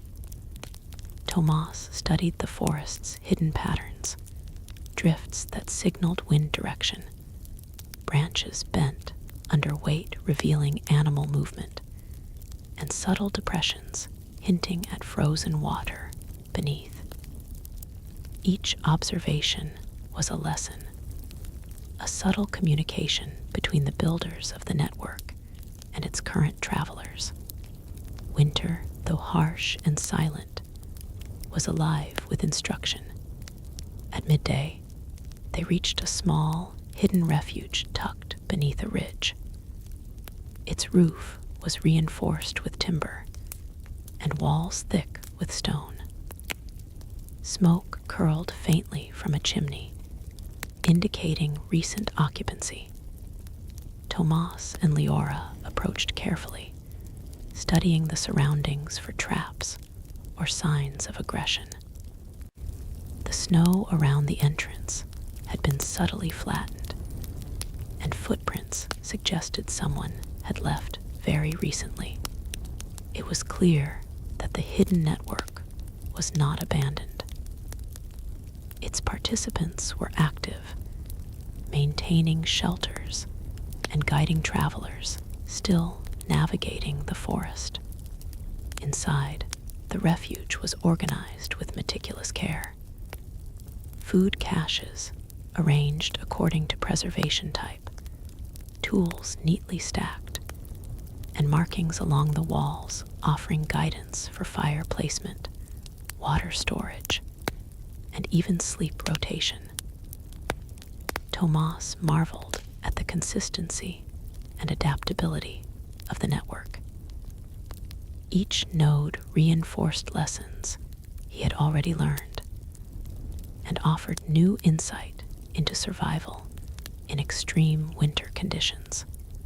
He realized that this was more than endurance. It was a centuries-long dialogue of knowledge and foresight. As they explored the refuge, a sudden sound outside drew their attention. Tomas moved to the window and observed the third traveler approaching cautiously. The figure paused, glanced toward the refuge, and then adjusted a marker at the edge of the clearing. They were deliberate, calculated, respectful, an experienced navigator of this hidden winter network. Tomas and Liora waited silently, realizing that the newcomer was testing the space, perhaps leaving subtle signals for others who might follow. After a tense pause, the figure entered the refuge. Mutual acknowledgement passed between them silently. Introductions were unnecessary. The presence alone confirmed shared understanding, an unspoken agreement of skill, patience, and respect for the forest's hidden teachings. Inside, the newcomer shared knowledge through demonstration. Subtle techniques for snow insulation, fire management under high winds, and precise arrangement of preserved food revealed methods Tomas had not yet discovered. Over the next several days, the trio moved carefully between shelters, comparing observations and refining survival strategies.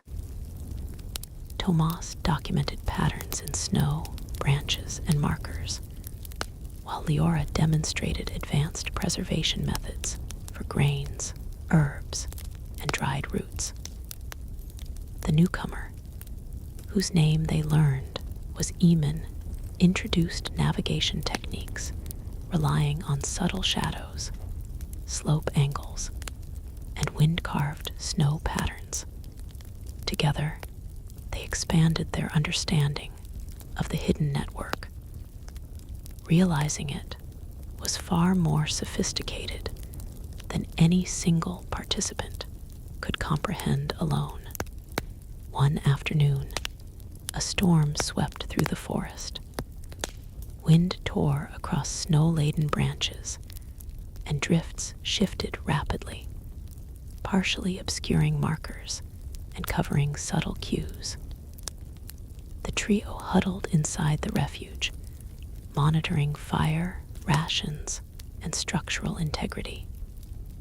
The storm, though dangerous, offered another lesson. Adaptation was as crucial as preparation. Tomas observed how each participant adjusted methods silently, without panic, responding to environmental challenges with skill honed over weeks of practice. Winter demanded both resilience and calm calculation. Once the storm subsided, they set out to reconnect the network of markers between distant shelters. Fresh snow provided a blank canvas, yet the careful placements of stones, branches, and carvings revealed the paths already traveled by others. The forest, though wild, became a collaborative space for knowledge sharing. Every footprint, shadow, and symbol acted as instruction, subtly guiding travelers through a world shaped by foresight and discipline. Tomas felt a profound connection to both the past builders and present participants of the network. The morning arrived in a muted haze, gray light filtering through frost-laden pines. Tomas, Liora, and Eamon emerged from the refuge cautiously, moving like shadows across the snow. Their breaths rose in small clouds, mingling with the cold mist that clung to the forest floor. Each step was measured, every drift examined, as though the snow itself carried secrets waiting to be discovered. The forest had become a silent instructor, each tree and mound an object lesson in observation. The trio no longer walked casually. They moved deliberately, tracing patterns, comparing snow impressions, and listening to the subtle murmurs of wind across frozen branches. As they followed the network of markers deeper into the woods, Tomas noticed subtle discrepancies in the snow formations. Certain drifts were oddly uniform, as if reshaped deliberately, while others bore faint impressions too precise to be natural. Eamon knelt and studied them carefully, demonstrating how subtle changes in snow could indicate previous travelers' paths, hidden caches, or even predator movement. It was becoming evident that the forest was layered with silent communication, coded in snow, shadow, and shape. By midday, they reached a depression beneath a ridge, almost completely hidden beneath a fresh accumulation of snow. Eamon cleared the top layer, revealing the entrance to a small subterranean chamber. The structure had been long forgotten, yet its design was ingenious. Insulated walls made of layered stone, a narrow entryway to trap heat, and a shallow channel to divert melted snow from the interior. Inside, remnants of previous travelers' supplies remained: dried roots, carefully wrapped grains, and small bundles of herbs. The chamber was modest, but brilliantly designed for survival, a testament to centuries of accumulated knowledge. Tomas examined the carvings etched into the stone walls. They were faint, but deliberate, indicating both instruction and timing: when to leave, when to harvest resources nearby, and the safest routes to reach other shelters. Liora traced the lines carefully, nodding symbols she had never seen before, subtly suggesting preparation for extreme conditions or sudden storms. The hidden network was revealing layers of complexity Tomas had not yet imagined. Survival was not just physical endurance. It was strategy, foresight, and attentiveness to detail. After several hours in the chamber, they emerged cautiously. Snow had drifted again during their exploration, partially covering markers and erasing some subtle tracks. Eamon gestured toward a small series of stones barely visible above the powder. "These were repositioned recently," he said quietly. "Someone is maintaining the network, even now." Tomas realized that their understanding of the hidden winter was incomplete. They were students, not masters, and the forest still held secrets they had yet to uncover. As the trio continued along the path, they noticed faint, irregular markings in the snow. At first, Tomas thought them random, but careful observation revealed them as purposeful. Small depressions and displaced branches formed symbols, almost like a language, signaling warnings, directions, or safe havens. Liora interpreted a subtle arrow pointing to a ridge above, while Eamon recognized a pattern suggesting a nearby water source, partially hidden under ice. Winter, silent yet deliberate, had become a communicator, guiding those attentive enough to read it. Mid-afternoon brought an unusual challenge. A sudden snow-laden wind swept through the ridge, reducing visibility to near zero. Tomas and the others huddled together, pressing against the ridge to maintain orientation. The markers they had relied upon were obscured, forcing them to rely on intuition, memory, and subtle environmental cues. Wind direction, tree orientation, and sound carried differently in the swirling snow. This was a lesson in adaptability. Even the best preparation could be challenged by the unpredictability of winter. Hours later, the storm abated. Tomas examined footprints leading into a hidden thicket. They were unfamiliar but deliberate, heavier and wider than any they had seen, suggesting a different traveler, or perhaps someone more experienced. Eamon and Liora studied them carefully. The tracks diverged toward a slight incline, partially hidden under snow, and Tomas realized that this was not merely a path, it was a signal, part of the ongoing network communication. Someone else was moving through these woods, leaving traces for others to follow. As the original architects of the hidden network had intended, the trio followed the new tracks cautiously, navigating through dense forest and uneven snowdrifts. The forest itself seemed to test them, branches sagging with frost, uneven terrain, and snow concealing treacherous holes. Yet, with each step, they became more attuned, reading the land as they read a book. Each drift, indentation, and shadow was a lesson in survival, subtly revealing the forest's intentions.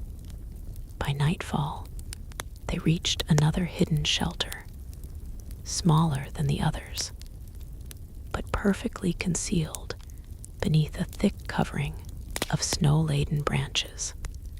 Inside the shelter, the trio found signs of recent activity: carefully arranged firewood, partially eaten preserved food, and faint carvings in stone. The inscriptions were unfamiliar, but bore similarity to other markers Tomas had studied. Liora traced one sequence, realizing it indicated a schedule for ration rotation, timing of shelter use, and even a hierarchy of movement for travelers following the network. It was an intricate system, designed not just for survival, but for coordination across space and time. While examining the shelter, Tomas discovered a hidden compartment beneath the floorboards. Inside were small notes, thin strips of parchment, fragile with age. Though the writing was faint, they contained instructions, observations, and warnings left by previous travelers. The network, Tomas realized, was a living archive, maintained carefully by generations who had traversed the forest during harsh winters. It was no longer merely survival. It was history, strategy, and shared knowledge encoded into the very landscape. Night fell as the trio settled in the shelter. The forest around them was silent, almost reverent, and the wind whispered faintly against the trees. Tomas reflected on the lessons learned over weeks of observation, exploration, and collaboration. Patience, foresight, communication, and respect were as vital as food, warmth, or shelter. Liora and Eamon slept lightly, aware of subtle shifts in snow, the potential presence of other travelers, and the quiet wisdom of the hidden network. They were no longer just surviving. They were participants in a centuries-old system of knowledge and resilience. By the end of episode 9, Tomas and his companions had uncovered hidden chambers, unfamiliar markers, and evidence of active maintenance by other participants, reinforcing the concept of the hidden winter network as both a survival system and a living historical archive. The forest still held deeper mysteries, cryptic symbols, unexplored shelters, and traces of travelers whose presence had yet to be explained. The trio's journey was far from over, with winter teaching lessons more intricate than any could anticipate. The forest awakened in a pale, muted dawn, sunlight sifting through frost-draped branches. Tomas, Liora, and Eamon emerged from the shelter cautiously, the snow beneath their boots almost imperceptibly shifting with each step. The hidden markers around the refuge glinted faintly, partially exposed by overnight winds. Each subtle hint felt deliberate, as though the forest itself whispered guidance only to those trained to see it. Tomas studied the tracks and markings anew, noting patterns that suggested a deeper layer of communication within the hidden network. Shadows fell at peculiar angles, revealing not only the positions of previous travelers, but also hidden depressions in the snow, subtle inclines, and concealed pathways through the forest. As they advanced, the trio discovered a line of slender pines marked with faint carvings near their bases. Eamon traced them carefully, recognizing a code familiar to seasoned participants of the network: timing and sequence indicators. The carvings suggested that someone had passed through recently, leaving instructions for safe movement, water collection, and temporary shelter spots. The forest revealed itself as a deliberate instructor, using both natural and man-made signals to guide those observant enough to notice. Tomas realized the hidden winter network was far more sophisticated than he had imagined. A layered system of guidance and history. Midday brought a challenge. A snow-laden ridge blocked their path, and the wind carried flakes that reduced visibility. Eamon led them along a subtle depression barely visible beneath the snow, while Liora identified small stone markers placed for centuries as waypoints. Tomas noted the ingenuity behind these markers, how they indicated direction, stability under snow, and even potential hazards nearby. The forest tested their knowledge and adaptability. Winter was not just a landscape, it was an active participant, shaping decisions, movement, and perception. By late afternoon, they reached a clearing with a partially concealed entrance to an underground shelter. The opening was modest, barely noticeable beneath thick pine boughs and snow, yet it was impeccably constructed. Timber reinforcements, insulation layers, and a drainage system that directed melting snow safely away from the interior. Inside, they discovered remnants of past travelers, preserved roots, grains carefully stacked in baskets, and small fire pits lined with stone. The chamber, though unassuming, reflected centuries of accumulated knowledge, showing that survival was an art refined across generations. While exploring the shelter, Tomas found carvings along the walls. Each symbol encoded lessons: optimal fire placement, rotation of stored food, and safe movement sequences between nearby caches.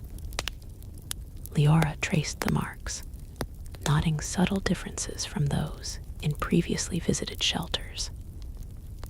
Eamon interpreted patterns in snow and light intersecting with the carvings, showing how the network incorporated environmental cues as teaching tools. It was evident that the system was living, evolving, and responsive to both natural forces and human interaction. After hours of study, the trio returned to the surface. Snow had drifted again, covering tracks and partially obscuring previous markers. Despite this, new signs hinted at another traveler: careful depressions, shifted branches, and small stones placed in deliberate formation. Tomas recognized these as instructions, possibly for those who would follow in their path. Winter, it seemed, was a layered language, offering guidance in footprints, symbols, and subtle environmental cues. Following these new indicators, they discovered a frozen creek with partially exposed ice, revealing safe crossing points. Eamon showed how to interpret the slight cracks, coloration, and snow deposition to avoid weak sections. Liora reinforced the importance of minimal disturbance, explaining how even a single misstep could erase critical markers for subsequent travelers. Tomas felt the forest guiding them, each choice a lesson in observation, patience, and respect. The afternoon yielded another surprise: a small grove hidden beneath dense boughs, containing a cache partially buried in snow. The contents were ingenious: grains stored in insulated wooden boxes, roots wrapped in dried moss, and preserved herbs arranged to prevent moisture damage. Each item had been placed with meticulous attention, evidence of centuries of knowledge carefully transmitted through space and time. The hidden network was not merely a series of shelters. It was a living archive of winter wisdom. As twilight approached, they encountered the third traveler from episode 9 once more. This time, communication was subtle yet deliberate. Repositioned stones, realigned branches, and slight adjustments to markers. Tomas, Liora, and Eamon observed quietly, understanding that they were part of an ongoing dialogue, a centuries-old system of lessons conveyed without direct words. The presence of others reinforced that survival was as much about collaboration and observation as it was about endurance. Night fell with a hushed serenity, and the trio returned to the underground shelter. Tomas reflected on the lessons of the day. The forest communicated through shadows, carvings, snow patterns, and strategic placement of caches. Winter was a silent teacher, demanding patience, attention, and respect for subtlety. Each layer of understanding revealed new possibilities and deeper mysteries. They were no longer just travelers. They had become students of a living curriculum designed by the forest itself.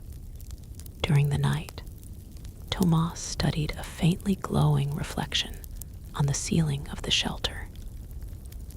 Eamon interpreted it as a signal from another part of the network, using ice, moonlight, and snow to transmit information. Liora suggested they follow it at first light, tracing subtle environmental cues to discover additional shelters and lessons. The hidden network extended beyond their immediate knowledge, with each discovery opening new avenues for exploration. The forest awoke in pale winter light, the air crisp and almost silent, as if waiting for them to continue the journey. Tomas, Liora, and Eamon moved cautiously, following faint signals left in snow, ice, and tree carvings. Every step was deliberate, their senses tuned to subtle changes. The sound of shifting ice, the tilt of a branch, the slight discoloration of snow under frost. The hidden network revealed itself slowly, layer by layer, a living puzzle written in the language of the forest. Each symbol, footprint, or stone was part of an ongoing dialogue spanning centuries. By mid-morning, they arrived at a grove Tomas had never noticed before. The trees were spaced irregularly, yet small carvings and subtle stone arrangements suggested intentional design. Eamon knelt to examine the markings, a series of notches and angles that, when combined with the morning light, revealed a directional guide. Liora traced the carvings carefully. "This is a timing marker," she whispered. "It tells travelers when to move from one shelter to the next. The shadows indicate the safest path when the sun is low and the snow hard." They followed the directional guide deeper into the forest. The terrain became uneven, with frozen streams, partially covered holes, and icy ridges. Each obstacle required careful negotiation, relying on observation, instinct, and knowledge, passed silently through the network. Tomas noted how the previous travelers had adapted the environment to teach lessons in survival, broken branches showing safe footing, snow patterns indicating shelter, and subtle stone arrangements marking danger zones. The forest itself was an instructor, patient yet unyielding, rewarding only those who paid attention. By midday, they reached a partially buried shelter. The entrance was subtle, hidden beneath a small drift and shaded by pine boughs. Inside, remnants of past travelers offered insight. Bundles of herbs, dried roots, grains, and small tools, each arranged meticulously. Carvings along the walls hinted at a code, instructions for ration rotation, fire placement, and shelter maintenance. Tomas realized that these instructions were not static. Each participant adapted them to current conditions, leaving a layered archive of winter survival knowledge. Liora carefully documented the carvings, comparing them to those from previous shelters. She noticed subtle differences. Some symbols indicated timing for snow melt. Others suggested safe observation points to watch for predators or other travelers. Eamon added that certain stone arrangements, combined with shadow patterns, were designed to guide travelers across treacherous slopes without directly revealing the route. The trio understood that the network was both practical and strategic, teaching not only survival, but the art of reading nature as a living map. In the late afternoon, a sudden gust of wind swept through the grove, dislodging snow from higher branches and partially obscuring the markers. Tomas, Liora, and Eamon pressed close to the shelter, observing how subtle environmental changes could disrupt their navigation. The forest was dynamic, constantly reshaping the lessons it offered. Winter demanded flexibility. Even the best preparation required adaptability and attentive observation. As they prepared to leave the shelter, Eamon noticed fresh tracks diverging from their path, leading toward a steep ridge. They followed cautiously, interpreting every depression and stone placement. The tracks suggested someone more experienced, someone who had maintained the network over years. The forest felt alive, as if aware of their presence, offering subtle guidance while testing their skills. Tomas realized that every footprint, stone, and shadow was part of an ongoing conversation across time. By evening, they reached a hidden clearing with a cache partially covered in snow. The contents were ingenious. Insulated containers of preserved grains, carefully bundled roots, and dried herbs arranged to prevent moisture absorption. Liora studied the layout, noting the precision of each placement and the logic behind it. The hidden network revealed itself as a meticulous system, blending survival with instruction, each cache a lesson waiting for attentive travelers to discover. As twilight deepened, Tomas noticed faint carvings in a nearby tree, partially obscured by frost. He traced them carefully, discovering symbols that suggested coordination between multiple shelters. Eamon observed that the carvings included references to natural features, ridges, streams, and frozen water sources, indicating the most efficient routes while avoiding hazards. The forest's network was not only a survival system, but but also a method for sharing knowledge across distances, teaching travelers through observation and inference rather than direct instruction. Night settled over the forest, and the trio returned to the shelter. Tomas reflected on the patterns they had discovered, the careful arrangement of markers, the integration of natural and man-made cues, and the foresight embedded in each location. Winter had become a living archive, a curriculum encoded in snow, stone, and shadow, demanding patience, attentiveness, and respect. They were no longer merely surviving. They were active participants in a centuries-long system of learning, adapting, and preserving knowledge for those who would follow. During the night, Eamon suggested following the carvings at first light, tracing a sequence of shelters and caches that formed a hidden route through the forest. Liora agreed, nodding subtle shifts in snow and shadow that could indicate safe passage. Tomas carefully studied the notes, carvings, and patterns they had collected, realizing that each new discovery revealed another layer of complexity.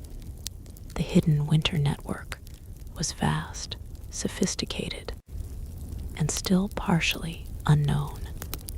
The forest greeted them with a brittle stillness as dawn's light sifted through frost-laden branches. Tomas, Liora, and Eamon emerged from their shelter cautiously, aware that every sound carried farther in the thin, icy air. Tracks from previous travelers were faint beneath fresh snow, yet subtle depressions and discolored patches offered guidance. Winter was speaking again, quietly testing their observation and patience. Tomas studied the frost-glittered pines, noting the wind patterns and the way snow had drifted unevenly across the landscape. The hidden network seemed more intricate than ever, layering lessons not only in survival, but in interpretation, requiring intuition to decode environmental signals. By mid-morning, they approached a narrow ravine. Eamon crouched to examine a set of delicate carvings along a boulder partially concealed beneath snow. The symbols, intricate and precise, appeared to be instructions encoded with seasonal timing, fire placement, and the safest sequence of movement for those following the route. Liora traced the carvings with her fingers, marveling at the foresight of those who had left the messages. "This isn't just survival guidance," she whispered. "It's coordination for long-term endurance, like a chain linking travelers across generations." As they navigated the ravine, Tomas noticed faint, uneven depressions along its edge. They were too precise to be random, suggesting someone had recently passed this way. Eamon adjusted the angle of observation and realized these marks formed a subtle directional pattern, guiding them toward a shelter partially obscured beneath a dense pine canopy. Winter, once a silent challenge, was now an active teacher. The snow itself carried lessons if read correctly. By midday, they discovered the shelter, a small stone and timber construction, roof weighted with snow and branches. The interior revealed carefully arranged stores of grains, herbs, and dried roots. Carvings along the walls depicted depicted techniques for ration rotation, fire maintenance, and even timing for replenishing caches. Tomas examined the patterns etched into the walls, recognizing symbols they had seen in prior shelters, but arranged here in a new sequence, hinting at a broader message yet to be deciphered. The hidden network was not static. It evolved continuously with each participant who contributed. After a brief meal, the trio explored the surrounding grove, where wind-sculpted snow formations and frozen streams offered further clues. Liora noted the subtle depressions in snow near a ridge, interpreting them as indicators of temporary shelter for travelers moving in the opposite direction. Eamon suggested that these signs represented a real-time communication system maintained quietly across the forest. The hidden winter network was a living organism, adapting, teaching, and responding to both environmental changes and human interaction. In the late afternoon, Tomas discovered an unusual marking on a tree. Faint scratches forming a symbol they had not seen before. The symbol seemed to point toward a frozen creek, partially concealed beneath snow. Eamon and Liora examined it carefully, agreeing that this was a message meant for those with experience in reading subtle patterns, a warning, or perhaps an instruction for safe passage. Tomas realized that even in the familiar terrain, the forest held messages waiting to be decoded, each requiring careful observation and understanding. As they approached the frozen creek, they found another hidden cache beneath a natural snowbank. Inside were insulated containers with preserved grains, dried roots, and bundles of herbs. A small parchment, fragile and yellowed, had been tucked within, partially covered by frost.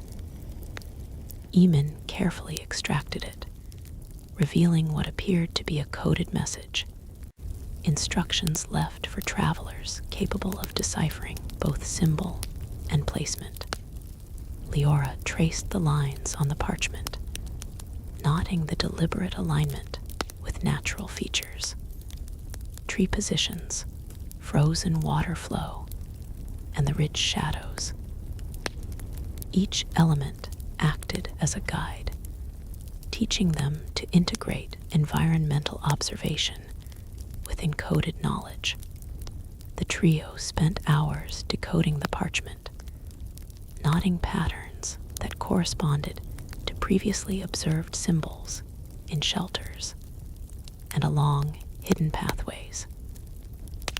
Tomas realized the message outlined a series of strategic instructions: movement between distant shelters, observation points for approaching travelers, and timing for ration replenishment to coincide with environmental cues. The hidden network revealed itself as more than a system of survival. It was a centuries-old methodology for collaboration and endurance, where each participant contributed to a living archive. As night fell, snow began to drift again, partially obscuring tracks and markers. Tomas and Liora arranged protective barriers over the shelter entrance, while Eamon mapped the parchment's instructions in their minds for future movement. Winter had become a teacher of discipline. Observation, patience, and respect for subtlety were essential, not just for survival, but for understanding the network's full purpose. They realized that every winter, every traveler, and every layer of snow contributed to a living lesson, each discovery adding depth to the archive of knowledge. Later that night, Tomas reflected on the frozen message. The inscriptions and encoded signals pointed to a broader network that extended beyond their current understanding, suggesting the presence of additional participants and undiscovered shelters. Liora and Eamon remained alert, their senses attuned to subtle changes in snow and wind, understanding that the forest might still test them before they could proceed. The hidden winter network had proven itself as both challenge and teacher, guiding those willing to read the environment with patience and skill. The pale winter dawn spilled across the forest, the snow glittering faintly beneath the soft light. Tomas, Liora, and Eamon emerged from the shelter cautiously, each step measured to avoid erasing or disturbing the faint markers hidden beneath fresh drifts. Every footprint, every displaced twig could carry a message or erase one. The forest felt alive, whispering lessons through snow and shadow alike. Tomas paused to examine a set of irregular depressions in the snow. Eamon noted that they formed a pattern, almost like a coded rhythm, leading toward a ridge partially hidden by a dense thicket. Liora's eyes traced the arrangement carefully, interpreting it as both a directional guide and a subtle signal of caution. The terrain ahead might be unstable. By mid-morning, they approached the ridge. Snow had shifted overnight, partially concealing markers and footprints, yet subtle cues in ice formations revealed safe footing. Eamon crouched to inspect a frost-covered branch that had been bent slightly, demonstrating a hidden code. Pressure patterns and bends indicated stable paths versus treacherous slopes. Tomas marveled at the ingenuity. Every element of the forest, tree, snow, ice, was used as a communication device, conveying practical lessons to travelers aware enough to notice. As they advanced, they discovered a narrow ravine with icy edges. Liora studied the formation, pointing out small indentations in the frozen banks that suggested previous crossings. Eamon added that careful observation of shadows could reveal hidden obstacles under snow and ice. The trio moved cautiously, learning once again that winter required not only preparation, but constant attentiveness, each misstep potentially erasing centuries of careful signaling. By midday, they arrived at a small shelter hidden beneath a slope and draped with heavy pine boughs. Inside, remnants of prior travelers demonstrated ingenious survival methods. Food preserved in insulated boxes, small bundles of herbs, and subtle arrangements of stone for thermal regulation. Carvings etched into the walls suggested timing, ration rotation, and precise placement of tools for maximum efficiency. Tomas noticed a faint new symbol in the carvings, unlike anything he had seen before. It seemed to indicate a path forward, but only for those able to decode the layered signals combining shadow, snow, and and stone. After a brief meal, they ventured outside, following faint trails and adjusting to subtle wind shifts that carried snow across the landscape. The frozen forest presented new challenges: hidden ice pockets, partially collapsed drifts, and snow-laden branches forming natural obstacles. Eamon demonstrated how to use snow displacement to detect hollow areas beneath, preventing missteps and hidden hazards. Winter was relentless, yet instructive. Each hazard offered an opportunity to refine skill and perception, teaching lessons beyond mere survival. By late afternoon, they discovered a partially buried cache beneath an ancient pine. The contents were meticulously preserved: grains wrapped in moss, roots in dried leaves, and herbs bundled with care. A small parchment inside, almost frozen to the bottom of the box, bore instructions in coded symbols aligning with natural features: the slope, ridge, and nearby stream. Liora traced the symbols carefully, realizing this was a more advanced sequence than any they had decoded before. It required not only observation, but interpretation of environmental shifts and seasonal changes. The wind picked up suddenly, driving snow in fine sheets across the forest. Tomas and the others took shelter behind a cluster of boulders, noting how even slight differences in wind direction could obscure or reveal markers. Eamon pointed to subtle shifts in snow patterns drifts that had changed overnight, indicating prior passage by other travelers. The hidden network was active, alive, and constantly adapting, as though the forest itself responded to the presence of those navigating it. Night fell, and the trio returned to the shelter. They gathered around a small fire, examining the newly discovered parchment. Tomas studied the instructions, noticing how the symbols incorporated shadows, wind, and snow depth as critical factors. Liora traced her finger over the lines, interpreting patterns for rationing and shelter timing.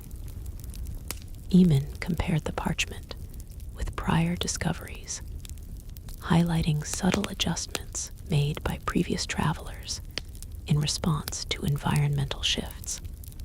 They realized that survival was not merely physical endurance.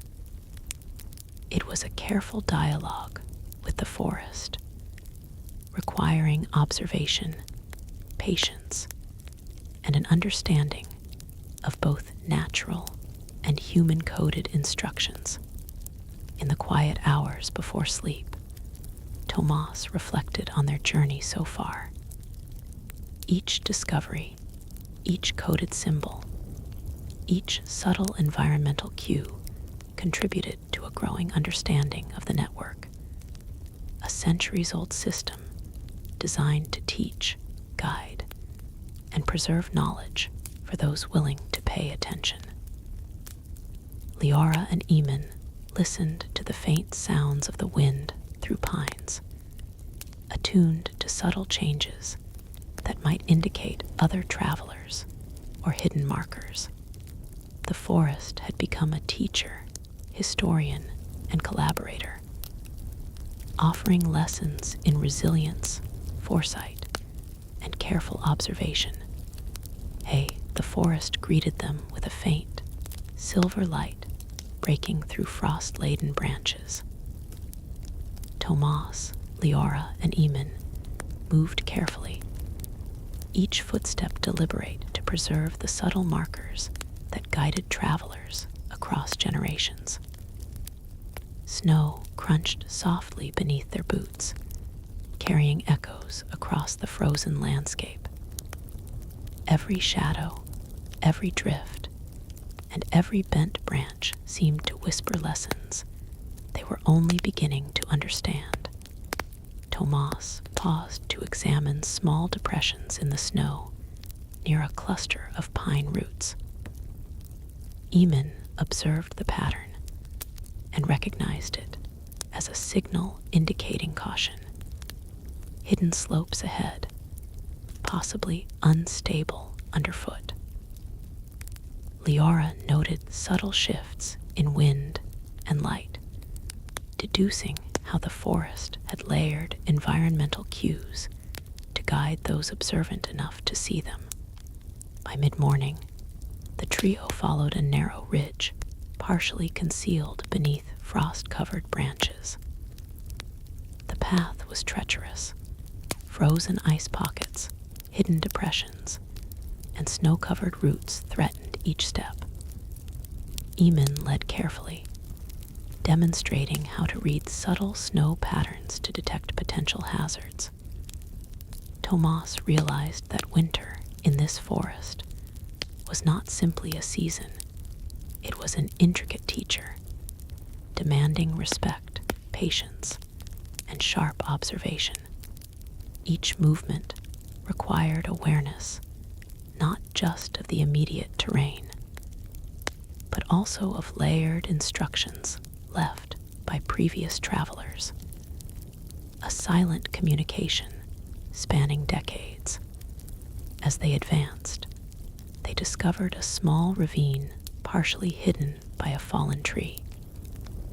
Snow had shifted overnight, obscuring tracks, yet faint markings along the boulder walls indicated safe footing and hidden caches nearby. Liora studied the carvings etched into stone, recognizing a complex sequence of symbols guiding travelers to resources, shelter, and safer paths. Tomas marveled at the ingenuity. Every environmental element, shadow, drift, branch, and stone, functioned as a code, encoding lessons for those attentive enough to interpret them. By midday, they reached a hidden shelter carved into the base of a ridge. The interior, though modest, demonstrated centuries of accumulated knowledge. Insulated containers of grains and herbs, dried roots stacked with care, and carefully arranged firewood. Carvings in the walls indicated rotation of supplies, fire placement for maximum efficiency, and subtle timing for safe movement between neighboring shelters.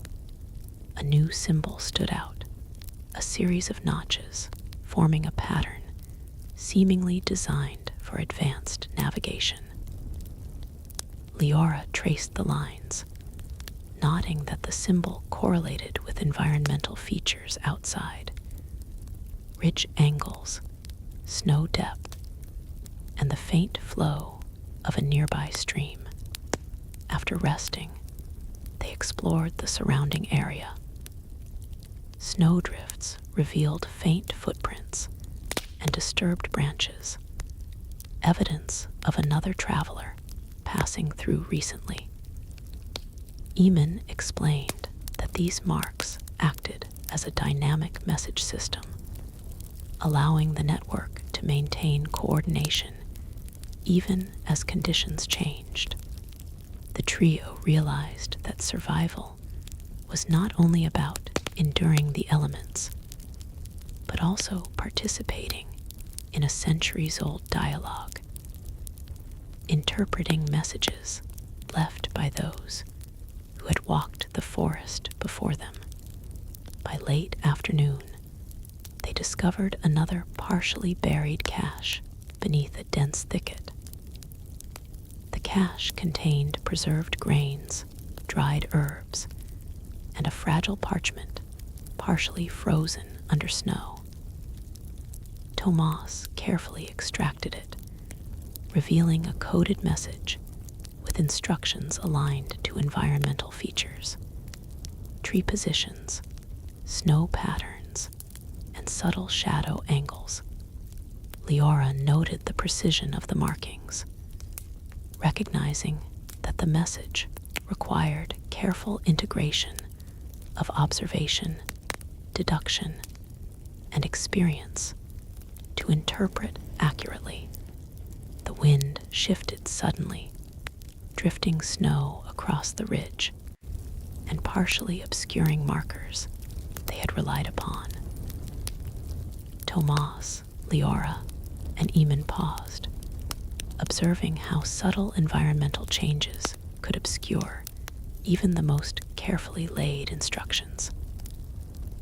Eamon pointed out altered depressions and displaced branches, indicating another participant in the network had recently passed through. The forest revealed itself as dynamic and responsive, offering guidance while simultaneously testing their attention and adaptability. As twilight approached, they followed the cues from the frozen parchment, moving toward a ridge lined with frost-laden pines. The symbols led them carefully around hidden hazards, thin ice pockets, treacherous slopes, and snow-covered depressions.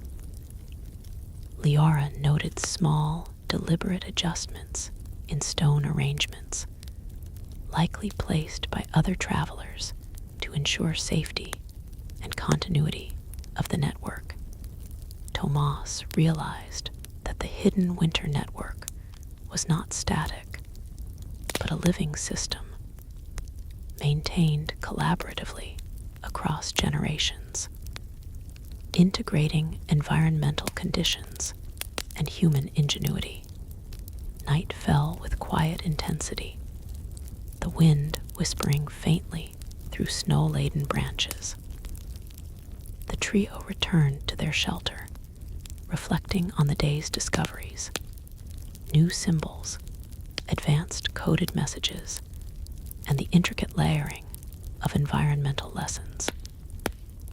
Tomas traced the sequence of markings in his mind, recognizing how the network evolved in response to changing conditions, maintaining its integrity and purpose over centuries. They were no longer merely surviving. They were participants in a centuries-old curriculum, learning to decode, adapt, and respect the living archive of winter knowledge. During the late hours, Eamon suggested following the new symbols at first light, tracing a sequence of shelters and caches that formed an even more advanced route through the forest. Liora agreed, nodding subtle shifts in snow, wind, and shadow that could indicate the safest paths and most efficient timing. Tomas carefully reviewed their notes, understanding that each discovery was a step closer to unraveling the hidden network's full design. Winter remained both teacher and challenge, guiding them through observation, interpretation, and careful interaction with the environment. Dawn arrived over the frost-laden forest, soft light filtering through the towering pines. Tomas, Liora, and Eamon stepped carefully, each motion deliberate to preserve the faint markers that guided travelers across generations. The snow whispered underfoot, carrying echoes of footsteps from those long gone. Every subtle depression, every bent branch, every tiny ripple in the frozen streams seemed to speak in a secret language only the attentive could understand. Tomas observed how the wind had rearranged snowdrifts overnight, partially covering old paths. Eamon explained that even minor shifts could encode new messages for travelers, subtly altering guidance while preserving the network's integrity. Liora traced shadows across the ground, noting how sunlight played across carvings and snow patterns to reveal hidden cues. By mid-morning, the trio reached a grove of dense pines, their branches heavy with frost. Beneath them, a series of faint carvings on the bark indicated a route leading to another hidden shelter. Eamon crouched to analyze the patterns. Tiny notches, angled marks, and scratch sequences all combined to convey information about timing, terrain, and hidden dangers. Liora carefully followed the sequence, recognizing that the forest's messages were evolving, incorporating both environmental shifts and adjustments from travelers who had recently passed through. The system seemed almost alive, a living dialogue between human ingenuity and the harshness of winter. As they navigated the grove, Tomas noticed subtle depressions in the snow leading toward a narrow ravine. Ice pockets and snow-covered roots made each step precarious. Eamon demonstrated how to interpret the faint indentations, predicting safe areas versus unstable spots beneath snow or thin ice. Winter in this forest was not just a season, it was a teacher, shaping perception, patience, and adaptability. Every obstacle became an opportunity to learn, every subtle hint a lesson in survival, passed down through generations. By midday, they arrived at the entrance to a partially buried shelter. The structure, reinforced with timber and stone, displayed centuries of accumulated knowledge, insulated food storage, dried roots arranged for preservation, and carefully crafted fire pits for optimal warmth. Carvings on the walls depicted subtle rotations of supplies, recommended fire placement, and coded instructions for travelers moving between multiple shelters. Tomas noticed a new symbol etched near the ceiling, an arrangement of lines and notches, unlike anything they had encountered. Liora traced it carefully, realizing it corresponded to both terrain and environmental conditions, shadow angles, wind patterns, and snow density, indicating that survival required integrating multiple layers of information simultaneously. After a brief rest, they ventured outside to explore the surrounding area. Snow had shifted again, partially obscuring previous markers, yet faint traces remained.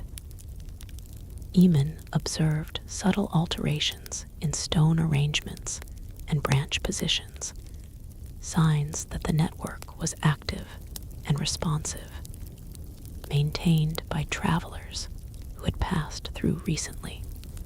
The trio realized survival was not only physical endurance, but participation in a centuries-old dialogue, interpreting environmental cues, decoding symbols, and contributing knowledge for those who would follow. By late afternoon, they discovered a hidden cache beneath a fallen pine, carefully insulated and partially concealed by snow. Inside were preserved grains, dried roots, and a delicate parchment, brittle with age, but still legible. Tomas carefully extracted it, revealing a coded message aligned with nearby natural features, tree positions, snow drifts, and stream shadows. Liora examined the symbols, recognizing that the message required integration of observation, deduction, and prior knowledge from earlier shelters. This was advanced instruction, a guide for navigating more treacherous terrain while maintaining survival efficiency.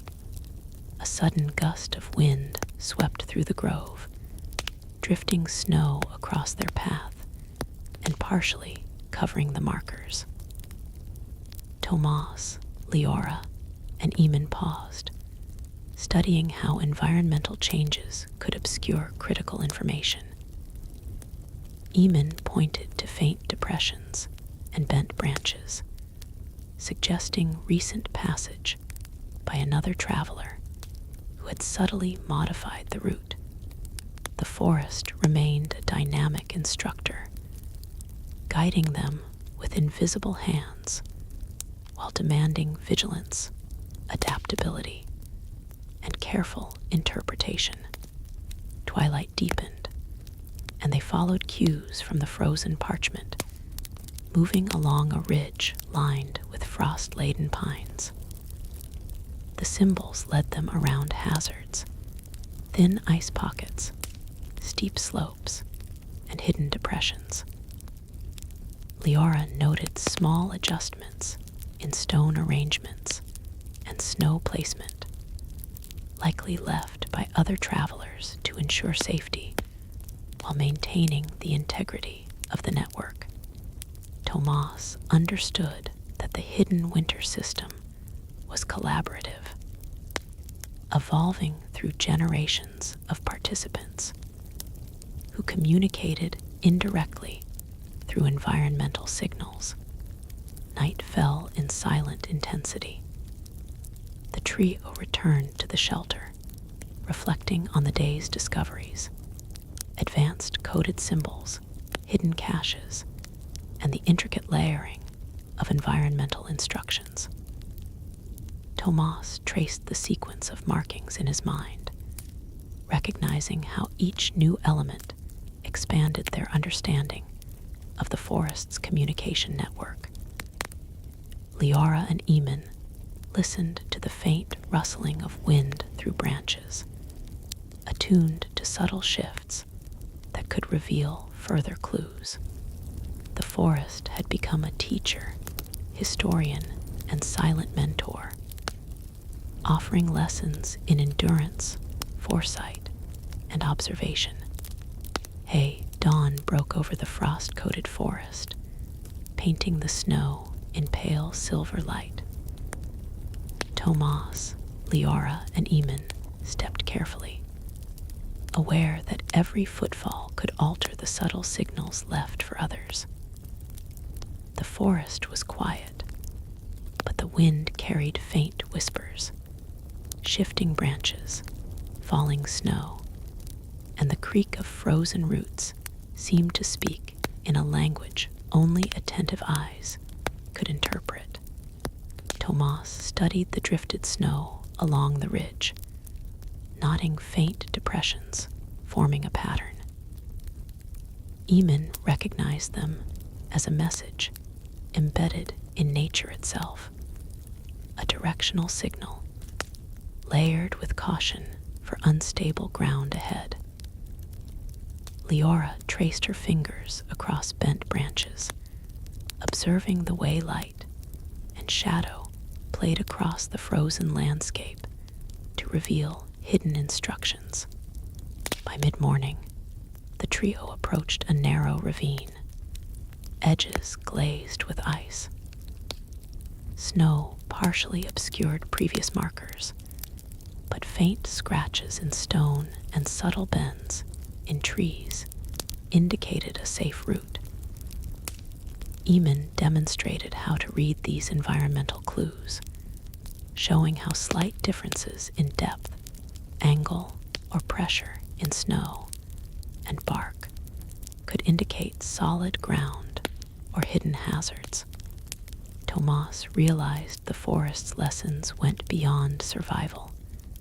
The landscape itself had become an intricate classroom, where each hazard was also an instruction, teaching awareness, patience, and precision. As they descended into the ravine, Liora noticed tiny carvings on the boulder walls, previously hidden beneath frost. They formed a code indicating the next shelter location, as well as instructions for rationing and fire placement. The carvings incorporated natural cues, shadow angles, wind direction, and subtle water flow patterns. Eamon interpreted the carvings carefully. "This isn't just guidance," he said. "It's a test. Whoever deciphers, it must demonstrate full understanding of the environment and timing. It challenges skill and awareness simultaneously." By midday, they reached the hidden shelter, a modest structure built into a slope, reinforced with timber and stones. Inside, the remains of past travelers demonstrated ingenuity. Insulated storage for grains, neatly stacked roots, and dried herbs carefully arranged to preserve freshness. Carvings on walls showed rotation of supplies, recommended fire placements for maximum heat, and coded instructions for movement between shelters. Tomas noticed a complex symbol etched near the ceiling, lines intersecting in a pattern that mirrored surrounding terrain features. Liora deduced it was a navigation guide, requiring integration of shadows, snow depth, and wind direction to interpret correctly. After resting briefly, the trio explored the surrounding area, observing how snowdrifts, frost, and wind reshaped markers. Eamon demonstrated how tiny alterations in snow and stone could communicate recent activity by other travelers. Liora noted patterns in shadows cast by ridges, aligning them with hidden markers to verify the shelter's position relative to neighboring caches.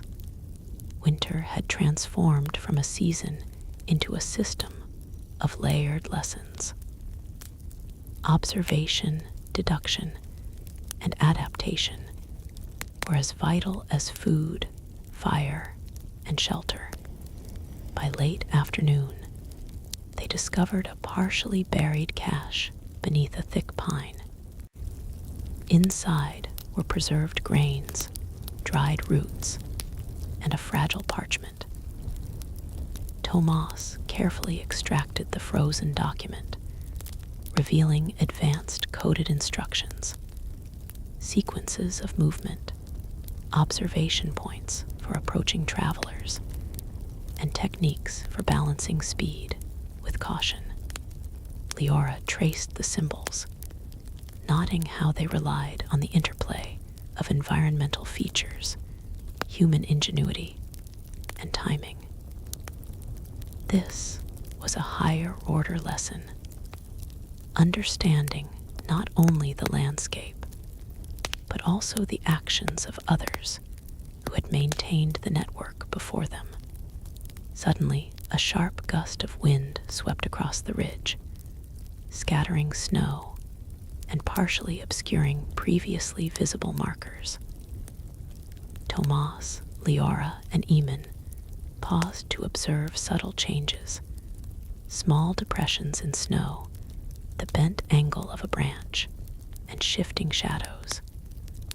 Eamon remarked, "The network is alive. The forest is constantly communicating. Every change is a new instruction or warning." The trio realized that the test of shadows required both knowledge and attentiveness. The forest's guidance demanded interpretation and adaptability in real time. As twilight approached, they followed the coded symbols along a ridge lined with frost-laden pines. The sequence guided them around hidden dangers, thin ice patches, steep slopes, and snow-covered depressions. Liora noticed deliberate adjustments in stone arrangements and branch positions, likely made by other travelers to maintain safety and continuity in the network. Tomas reflected on the hidden winter system. It was collaborative, evolving across centuries, integrating observation, strategy, and subtle environmental cues to ensure survival. Night fell, cold and quiet. The trio returned to the shelter, reviewing the day's discoveries. Advanced coded symbols, hidden caches, and environmental instructions layered across the landscape. Tomas traced the sequence of markings in his mind, realizing how the network continuously evolved to meet the challenges of winter and the needs of travelers.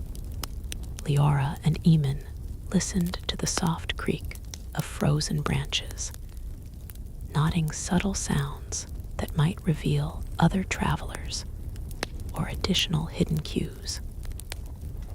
The forest had become both teacher and test, shaping their perception, endurance, and understanding.